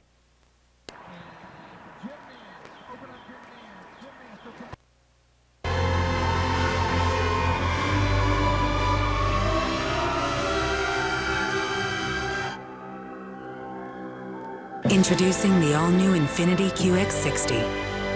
Take on life in style. Is going ultra with home internet at our best price. Ask your healthcare. In Tel Aviv right now after, like you said, a shooting attack took place in the bar you see right behind me, the Ilka bar on Dizengoff Street, really in the heart of Tel Aviv. It all started around 9 p.m. where on Thursday nights this part of the city is just filled with people, usually filling the bars and the restaurants right ahead of the weekend. The shooting attack took place, like I said, around 9 p.m. when all those people were sitting enjoying their night out. Around midnight, security services, emergency services confirmed that 2 people had died as a result of that attack. Sports. The change comes after 125 years of combining baseball with its caramel-coated popcorn. Cracker Jill will be available at ballparks nationwide this season. Google just rolled out a new feature that makes it easier for users to search for things that are hard to describe. The company unveiled a new search option that allows you to combine text and images in a single question. For example, you can take a picture of a couch. You can upload that picture of a couch along with the word chair, and you'll be able to find ones that are similar. A Google executive says the multi-search feature is experimental for now. It's available for U.S. users with the Lens feature on Google's mobile app. Now, if you did a Google search on what spring's supposed to look like, I guarantee you what you're seeing downtown in Sioux Falls is not that. Tyler's last check of the forecast. That's when we come back. the First Alert Weather Team. I'm Mark, and I... A high-profile hazard on Keloland highways. We'll find out from truckers what it's like to drive in all this wind. And saying no thanks to a Boston cream. Cater radio host Hugh Hewitt. Gentlemen, welcome. It's great to have you in the studio. Nice to be here, Mike. So, Juan, lead us off. A big day for Democrats getting a Supreme Court nominee across the finish line, but then there's some bickering back and forth about the border and COVID funding. Well, I think the first thing to say is what a historic day in terms of having a black woman on the court. And I think for every black female child in particular, but I think for children, all minority children, just a huge breakthrough. I mean, you think of Thurgood Marshall, you think of Sandra Day O'Connor, and I think I would put it in that category. I was so disappointed to see only 3 Republicans would cross the aisle to vote. I think this is something Bret Baier touched on with Mitch McConnell. Is the system for nominating and confirming a Supreme Court justice broken? And it looks to me like right now, even when you have a highly, I mean, even Republicans who voted against her said they thought that this lady was qualified. It seems like the system is broken, and that's a bad sign, for an important branch of our executive, for our federal government. The 3 Republicans voting yay: Collins, Murkowski, and Romney. Hugh, your thoughts on where we stand heading into the Easter recess? Excuse me. Well, I think they got a lot of problems left to resolve. I found the interview that Bret did with the leader very, very revealing. The leader is 9 months older than the president. He was born on February 20th, 9 months before President Biden. And Leader McConnell is in complete control of that interview. Bret asked tough questions. They were obviously not rehearsed. He didn't know it was coming. He hit it out of the park every time. He explained why he voted against Judge Jackson and why her justice confirmation hearings are different from those that assaulted Kavanaugh. And I just sat there thinking to myself, I think the president could learn from the leader that he ought to sit down with people like Bret and have conversations like that to demonstrate that he's not infirm and that he's in control, because the leader was in control. He got his message out, even in the face of tough, sustained questions. Ben, your thoughts? Well, I think to circle back to the Title 42 conversation, this is going to be hanging over this Easter recess in a very significant way. Car insurance, so you only pay for what you... Insurance, so you only pay for what you... For affordable down... Great selection of in-stock interior... You get something you've really wanted. Like the... Security check. I called to check my zip code. Sports are between 4 and 5, so something like that. That yes. Ballpark. Deport criminal illegal aliens. How is our social safety net for Americans made stronger by adding millions of impoverished, dependent people onto into this country? It makes no sense at all, and yet justice, however, would have to come. Boost has helped millions of people. How can it help? Congress needs to act. I think immigration reform is something that we've been calling for 30 plus years. The thing about Title 42 is the courts have said it was a workaround. It was supposed to be for the height of COVID. Now the courts are saying, well, people are walking around. We're back on the panel. Why are you still using it? Because Title 42, Section 265, passed in 1944, exists for exactly the situation in Mexico where they have COVID not under control. And the idea that they would lift Title 42, Section 265, I'm all for Greg Abbott. Greg Abbott has done a brilliant thing. Bring them to Lafayette Park and let the federal district deal with them. But at a time when our southern border is a disaster, there's concerns it's going to get even worse. Other huge news of the day today is what appears to be a COVID outbreak here in official Washington. House Speaker Nancy Pelosi, the biggest name to test positive. Let's play the clip. We expected there to be ups and downs and increases, and with a variant that's as transmissible as BA2, COVID will continue to be with us. Mr. President, are you worried at all about COVID coming back? Need to fund the COVID bill.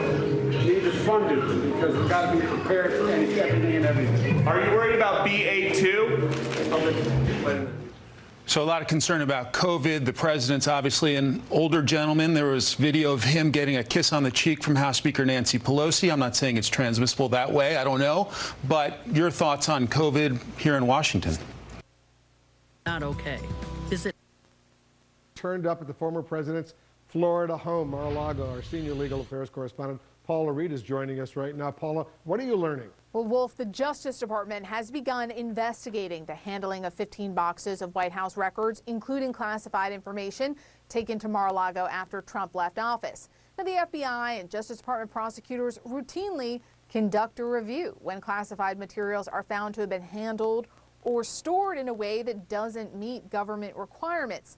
And of course, in this case, the former president moved materials from the White House to his private club in Florida, which would certainly appear to fall outside normal protocols. Now, the Justice Department is also blocking the National Archives from sharing details of what was in those boxes with congressional investigators. Again, not unusual for a government agency to limit the information shared with Congress while an investigation is ongoing. But there might be another way to get some insight into what was in those boxes for lawmakers. The House Select Committee says it will consider inviting Trump to appear before the panel after the former president told the Washington Post he's open to the idea, depending on what the specific request is from the committee. Now, the committee chairman says if they reach out, it will be a request for Trump to appear voluntarily, and they would not likely issue a subpoena as they've done with other Trump aides.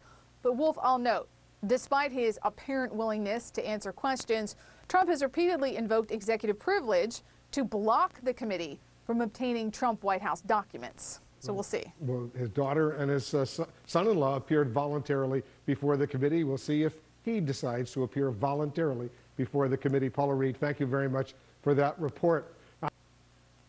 Weather team, only on Dakota News Now. You can find a Thank you for joining us at 6 o'clock. I'm Cordell Wright. I'm Brian Allen. Andrea away from the desk tonight. There is still time to vote absentee before next Tuesday's election here in Sioux Falls. Tonight, Beth Warden has information on what to bring when you go to vote. A steady stream of people are already making their way in to vote absentee for the election, which will be court at the White House, the judge and the president embracing as the vote came in. 3 GOP senators crossing party lines to support her. The divide on display. Republicans clearing the room as Democrats gave Jackson a standing ovation. Also tonight, Ukraine pleading for more weapons as the Eastern Front prepares for a new Russian onslaught. The UN suspending Russia from the Human Rights Council as evidence of atrocities grow. Tracking severe storms on the East Coast after nearly 70 reported tornadoes hit the South. COVID sweeping through D.C. Speaker Pelosi testing positive. And just in, Senator Susan Collins has 2 after today's confirmation vote. The Secret Service scandal, 2 men accused of posing as federal officers and lavishing gifts on agents. 4 agents now on leave, including a member of the First Lady's detail. The fleecing of America inside what may be the biggest fraud in American history. Billions in COVID relief stolen. And Tiger tees off less than 14 months after his near-fatal crash. The golf legend's comeback.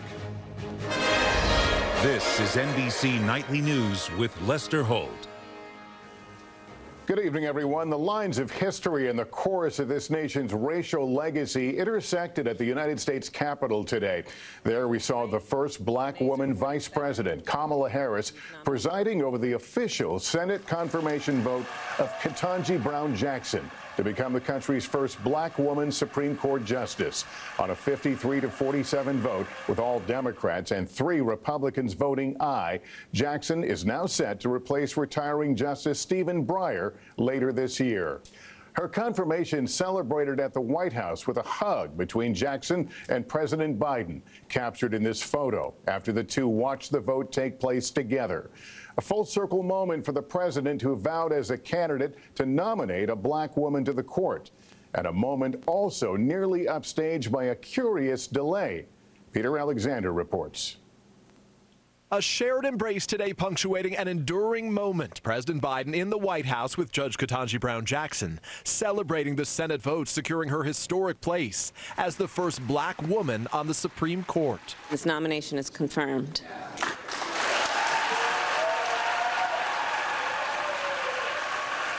Now, for the first time, the court will include 2 black justices and 4 women, though the conservative court's ideological balance will not change.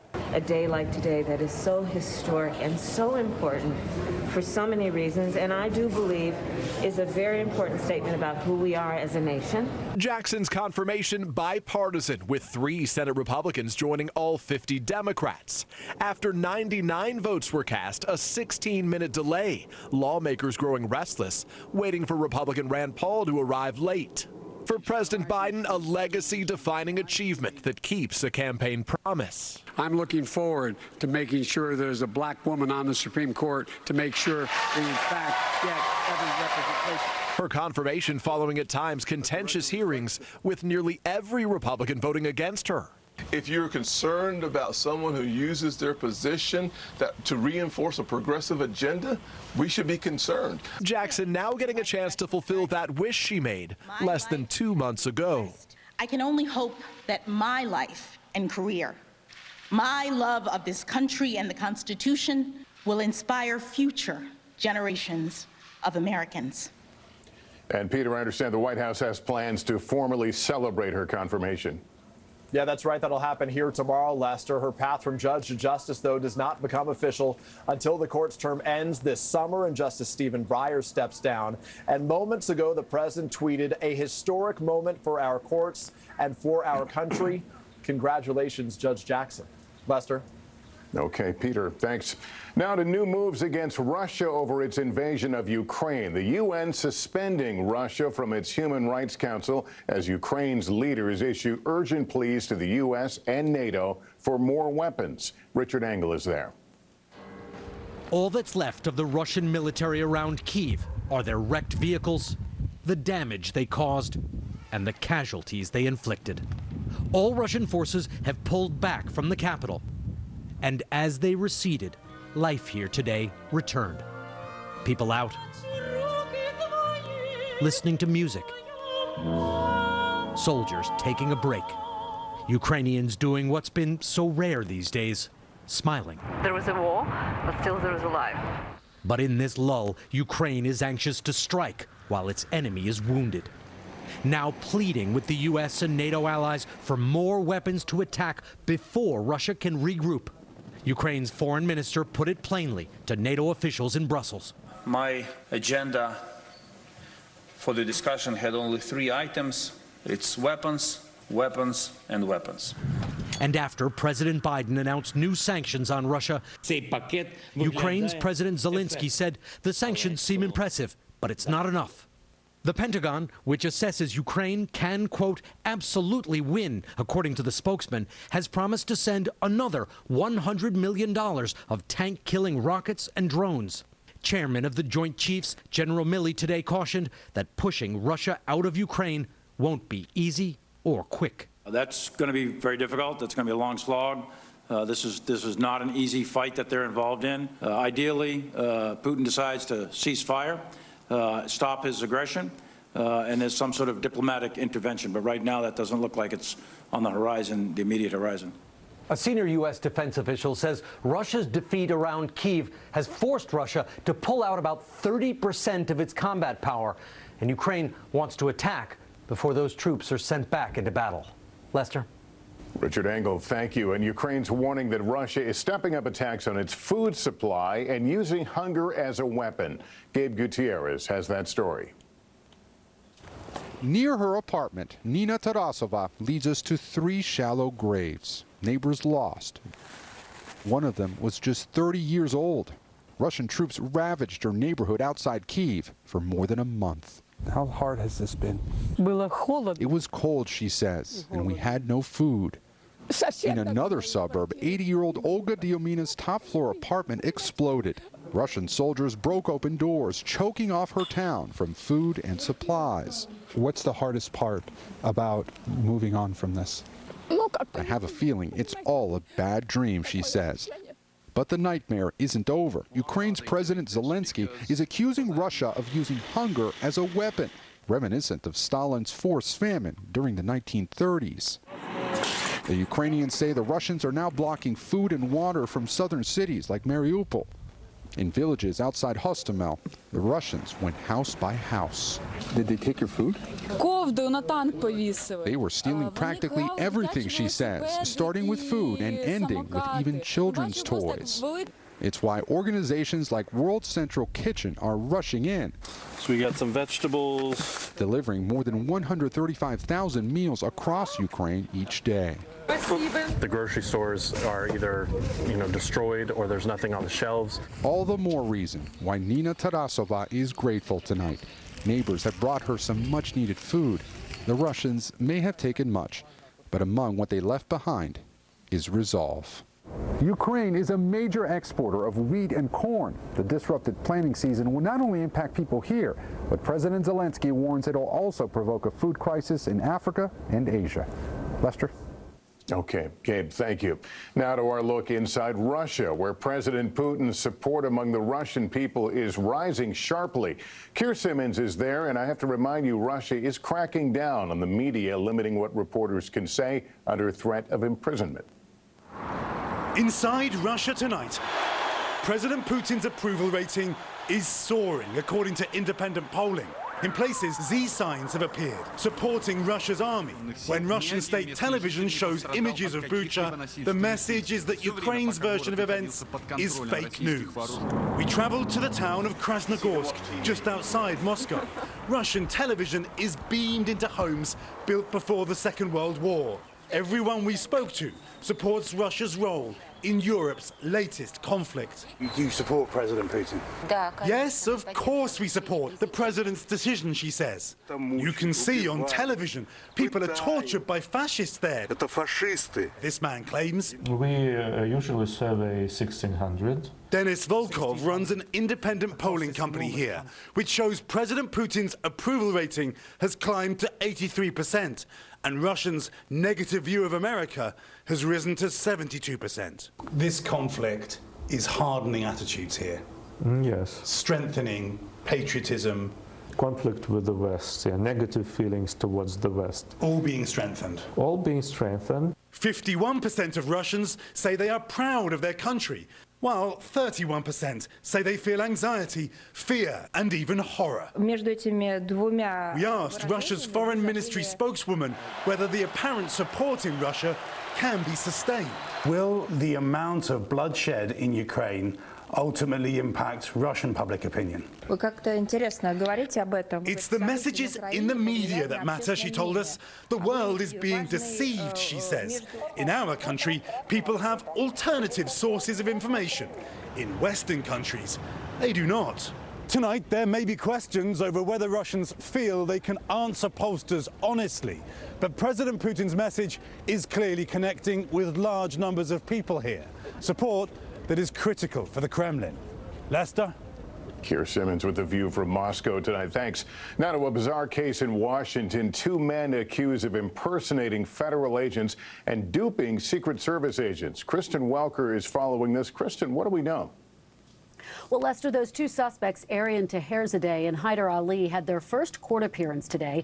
They're charged with impersonating Department of Homeland Security agents. Prosecutors say the men were trying to ingratiate themselves to Secret Service agents, and one of the suspects is accused of giving agents lavish gifts, including weapons and even a free apartment. Prosecutors say Ali told witnesses he was affiliated with Pakistani intelligence, though the government has not verified those claims. The men were arrested Wednesday in a D.C. apartment where law enforcement officials say they found a passport for Ali stamped with Pakistani and Iranian visas, weapons, and tactical gear. 4 Secret Service agents connected to the case, including one who had been detailed to the First Lady, have been placed on leave. Lester. Kristen Welker, thank you. House Speaker Nancy Pelosi has tested positive for COVID after appearing with the president. And now Senator Susan Collins said she has tested positive just hours after her vote for Judge Jackson. Nationally, cases are up 2.9% over the last 2 weeks, the first 2-week increase since late January. In 60 seconds, the devastating aftermath of those southern tornadoes. More severe weather ahead. I've made progress with my mental health. So when I started having unintentional body movements called tardive dyskinesia, I... Go for it. Can I eat them with... Little if any, accumulation of snow. One exception right here. Near the wind turbines, Brookings County, Moody County, across the Buffalo Ridge into southwest Minnesota. Another inch or two by 10 o'clock tonight. And, of course, the strong winds could cause some issues as well. Here's what's coming for tomorrow. A few morning clouds, but then a sunny day as the storm system moves off to the east. We will have north winds, but not nearly as strong as today. Mid-40s here in the eastern part of KELO, still below normal. The mid-50s out to the west. Then on Saturday, partly cloudy and warmer with a southeast breeze. Mid-50s here in the eastern part of KELO, close to normal. We'll see stronger winds in western South Dakota and around 60 degrees. Then on Sunday, partly cloudy. Could be a few rain showers, and of course, there'll be snow showers out to the west. This looks pretty light. Our highs, again, near normal, mid-50s in eastern KELO, cooling back to the mid-40s out to the west. Now, next week, this is a storm system we've been watching. Here is the latest on that. Still looks like we're in for a strong wet storm system Tuesday, Wednesday, and Thursday of next week. Right now, the bullseye for KELO appears to be Wednesday. And here's why we're watching this thing. It appears that we'll get enough moisture coming up from the Gulf of Mexico. Could see an inch or more of water available at cloud level. Now, most of that would come down in the form of rain, but potentially changing to snow as winds cool the temperatures. And not only that, western South Dakota, well, the Black Hills, we're looking at foot-plus snowfall. So it is going to be a big wet system affecting us the middle part of next week. Here are your temperatures right now, 30s and 40s here in the eastern part of KELO. Those wind arrows show you the winds that are being driven down by the south. These are the current winds. You can see 20, 30 mile per hour rapids, 46 mile per hour winds right now. KELO live Doppler, these are snow showers. They're not real heavy, but they're coming through the eastern part of KELO right down I-29, and we have a few sprinkles out to the west. The good news is that that system, which has been bringing us the rain showers, is going to be pushing off to the east. Here's where the clouds are right now. You can see just broken clouds out to the west, so we will see the clouds breaking up and getting out of here overnight ahead of a sunny day tomorrow. It's going to be windy overnight, lows in the 20s. Upgraded system with some, some wind and also some areas of. Emily Aketa reports. Tonight, pressure on the NFL is mounting as two more coaches join Brian Flores' bombshell lawsuit accusing the league and a growing list of teams of systemic racial discrimination. We filed the lawsuit because there needs to be a change.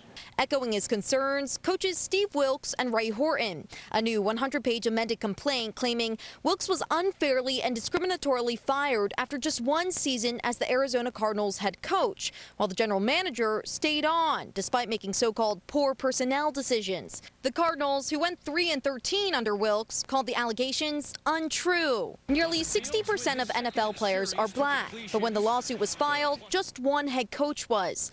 The complaint says that's in part because teams are conducting sham interviews only to comply with the Rooney Rule, which requires every team to consider a diverse slate of candidates, as was the case for Ray Horton, according to his attorneys, who interviewed with the Tennessee Titans in 2016. But Mike Mularkey says he knew he got that job before interviews were complete. So I sat there knowing I was the head coach in 2016 as they went through this fake hiring process. An allegation the Titans deny. Still, some sports analysts say the NFL's hiring issues are obvious.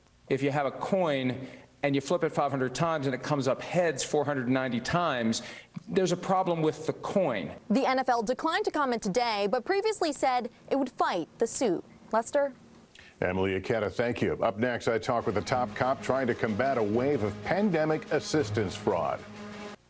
Central and western South Dakota, 20s to low 30s to start the day. By noon, those clouds really clear out quickly across the rest of our area. A lot of sunshine, still kind of breezy again, especially in eastern parts of the area. But look at these temperatures in the 40s and 50s will warm things up. And then tomorrow night, nice and clear, heading into a nice weekend. In fact, here's a look at Saturday, just a few scattered clouds passing by. But look at these temperatures. Saturday afternoon, 50s, 60s, maybe some 70s to the south and southwest. Snowfall forecast the rest of the night. Again, them higher amounts where you could get, We want to make sure that there's going to be full representation and the finest and brightest and the best. And that's what happened today. I'm very proud. 3 Republican senators, Lisa Murkowski of Alaska, Mitt Romney of Utah, and Susan Collins of Maine, joined all 50 Democrats in voting for Jackson. Senate Majority Leader Chuck Schumer hailed today's vote. This is a great moment for Judge Jackson, but it is even a greater moment for America as we rise to a more perfect union. Jackson will become not only the first black woman on the court, she will also be the first justice to have been a federal public defender. Last month, before the Senate Judiciary Committee, she spoke of the legal racial segregation her parents lived through and how it shaped her life today. My parents taught me that unlike the many barriers that they had had to face growing up, my path was clearer, so that if I worked hard and I believed in myself in America, I could do anything or be anything I wanted to be. Jackson worked for 8 years as a federal district court judge until last June when she was confirmed onto the D.C. Circuit Court of Appeals. Some Republicans today repeated concerns about expanding the size of the court and Jackson's judicial philosophy. Here's Mitch McConnell. Her judicial record is full of cases where Judge Jackson ruled like a policymaker implementing personal biases instead of a judge following the text wherever it led. Others reiterated attacks on a narrow part of her sentencing record. We can reasonably expect that Justice Jackson will consistently vote, as she has done as a judge for the last 10 years, for more lenient sentences for criminal defendants. Questions Jackson fielded time and again during confirmation hearings. I know what it's like to have loved ones who go off to protect and to serve, and the fear of not knowing whether or not they're going to come home again because of crime in the community. The White House announced Judge Jackson will deliver remarks tomorrow from the South Lawn, along with President Biden and Vice President Harris. For the next 3 months, Jackson is a justice in waiting until Justice Stephen Breyer retires at the end of the current court term. The longest previous gap between confirmation and taking the bench was in 1969, after a dispute between Presidents Nixon and Johnson stalled the approval of Warren Burger to succeed Chief Justice Earl Warren. Justice Jackson will sit for her first term on the court in October.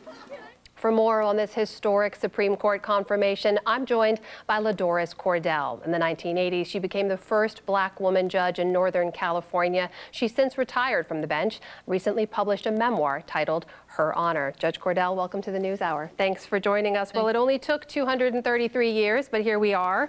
What did you think when the vote happened today, where we are, what it means for the nation? I watched the vote as it happened, and when it was finalized, I immediately thought this is a good day for America, and it's a wonderful day for America's legal system. Yet another barrier has been broken, and we are on a slow but steady process of making our U.S. Supreme Court look like America. We're not there yet, but this is a huge step in that direction. Judge, you know what it's like to be the first in a space, which is something Judge Jackson has known and will continue to know. The pressure is big for any high-profile role, specifically in this kind of role for a black woman. Talk to me about what that was like for you, what you anticipate for Judge Jackson. Sure. The pressure that I felt being the first African-American woman judge in Northern California, really two different kinds of pressure. One kind is what I call the bad pressure, and that's pressure from individuals within the institution and on the outside who expect you to fail, expect you and want you, hope you that you fail. They've bought into negative stereotypes about women, about people of color, and they don't want their institutions to change. And then there's the good pressure. It's pressure from communities of color, from women's organizations and communities who want you to succeed and hope that you will, expect you to succeed. So what that means for waiting Judge Brown Jackson, the justice in waiting, is that she's going to feel these pressures. But we've already seen that her history is that she has survived and dealt well with these pressures. In fact, they've made her thrive. So we can expect nothing different from what she has done already and as expressed as she did at the confirmation hearing. Judge Cordell, among those who opposed her before and still oppose her, there are some that say she's only there because she's black, right? There were some Republicans who were even saying that before the confirmation hearings began. What would you say to them? Well, the same thing was said when I was appointed. I heard comments, well, she's only there because she's a black woman. And I say back to them, and I say this on behalf of Judge Brown Jackson, I'd rather be appointed because I'm a black woman than not be appointed because I'm a black woman. It is nothing to be ashamed of.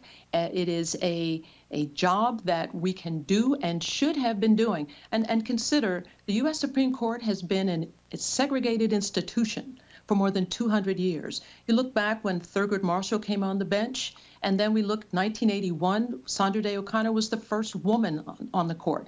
Before then, hundreds of years, it's only been white males. It's been a segregated institution. So it is time, and it doesn't matter what people say, why they think she is there. We know that she has the credentials, she is among the best and the brightest, and we know that she will do a great job on the court. Did it surprise you that 3 Republicans voted to confirm her?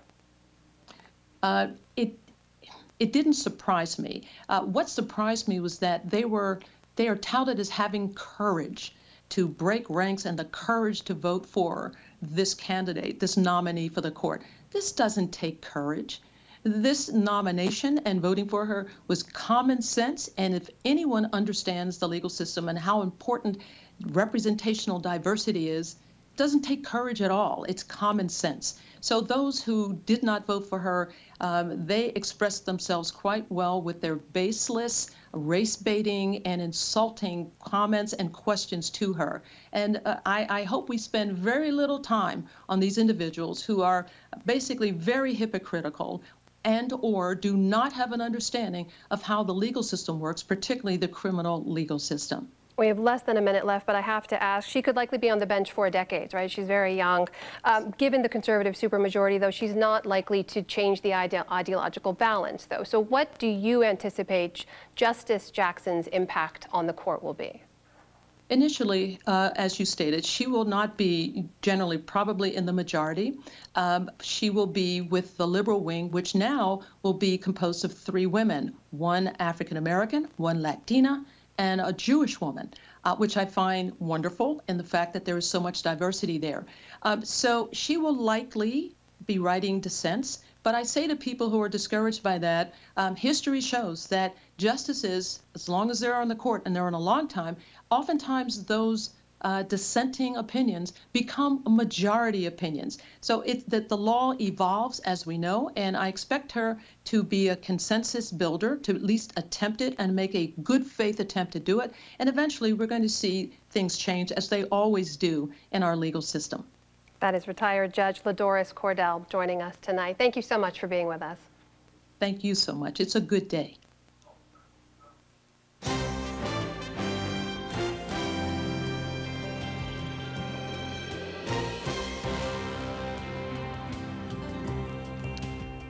When Congressman Will Hurd announced in 2019 he would not seek re-election in his competitive border district, he was the House Republicans' only black member and one of few in his party to openly criticize then-President Donald Trump. Now, the former congressman says it's time for a total overhaul of America's political system. Will Hurd sat down with Judy Woodruff recently to discuss his new book, American Reboot, an idealist's guide to getting big things done.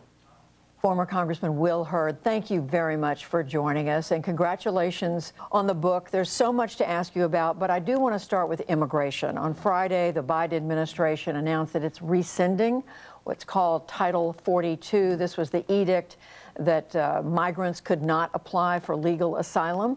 They are rolling that back. Was that the right move? It wasn't. What's happening at the border right now is the worst. The border is the worst it's ever been, and it truly is a crisis. And this is being fueled by a number of factors, but there's things that we can be doing. We also can't treat everybody as if they're an asylum seeker.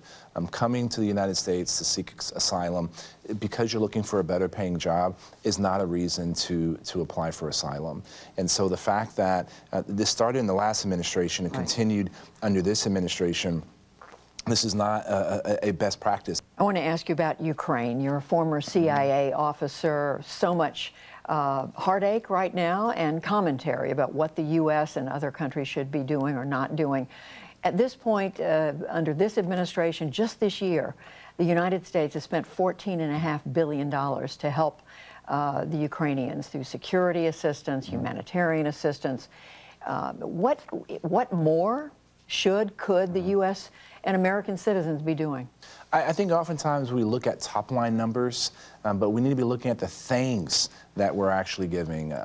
You know, I've been connected with the national security community for over 2 decades, and one of the things I learned, whether it was my time in back alleys of dangerous places as an undercover officer in the CIA or working in Congress on the Intelligence Committee, you know, we should have a very simple policy. Your friends should love you, and your enemy should fear you. This is a principle I talk about in the book. When President Zelenskyy is saying, I need more help, my country needs more help, and here are some of the things you can do, I think we should listen to him. We should be giving them the kind of tools that they need in order to bring a true end to the Russian invasion of Ukraine. The longer this goes on, the bigger the impact is going to be on Eastern Europe. Let's talk about your book. You want a complete reboot, as the title says, of the American political system. You talk about how what we have now is not healthy. You talk about a country in decline, in a nutshell, and there's a lot here for people to take a look at. But in a nutshell, what is wrong with the system right now? I think in a nutshell, what's wrong with the system is that we have elected officials that are appealing to the edges and the extreme edges of the party, not the middle. That's driven by how districts are designed, and you have too many leaders on both sides of the political divide that are more interested in fear-mongering than trying to inspire. I saw it when I was in Congress. When I was a black Republican representing a 71% Latino district. Nobody thought I ever had a chance. When I won, everybody said there's no way this guy's getting reelected, and I continue to do it. Why? Because I showed up to places and I realized that way more unites us as a country than divides us. And when you focus on those things, you can actually get big things done. You have plenty of criticism in the book of former President Trump, and you've said that you think his influence is waning in the Republican Party. And yet, and we know some of the candidates he's backing are not ahead in their races, but most of them are embracing some form of Trumpism. How do you work with that? Sure, but I can also give you a list of candidates that won despite not having Donald Trump's support. And you can let's look at Alabama. Everybody thought Mo Brooks was going to be the candidate, and that was because of Donald Trump's support. So I'm not saying that he doesn't have support and there isn't a group, but that influence is waning, what I would consider more the authoritarian wing of the Republican Party. But you have enough examples to say that this is not a lock, and that this is the only way to win is by embracing that authoritarianism. Republicans are taking the House back in 2022. It's almost a fait accompli, likely to take back the Senate. And the way we do that really matters. And what I'm talking about is not just how you win elections, but it's also about how you should govern. Because this pendulum that keeps swinging back in every election cycle, that's not good, and that's not healthy for the country. Well, let me ask you about two issues that have been raised in campaigns where Republicans are running and running well. One of them is critical race theory. Do you think that should be an issue in these congressional and Senate races? Look, it's simple. Slavery happened. It influenced the country, right? Jim Crow happened. It influenced the country. My dad's black, my mom's white. They live in the house that they live in now because it was the only place that they were allowed to buy a home. That meant me, my brother, and my sister could only go go to certain schools. We should talk about our history, warts and all, but the way you talk about it matters. And one other issue is when Republican candidates are asked, did Joe Biden win the election? Is he the legitimate president of the United States? Many of them are ducking that. What should the answer be? The answer is Joe Biden won the election, period, full stop. And it was lost by Donald Trump. It was lost by Donald Trump because he was incapable of growing the Republican Party to different groups. Two other quick questions, Will Hurd. One is for the first impeachment of former President Trump, you voted not to impeach him. You said the pressure that he was putting on the Ukrainian President Volodymyr Zelenskyy to dig up dirt on Joe Biden and his son was not illegal, while you disagree with it. Do you today regret that, given the commentary about the apparent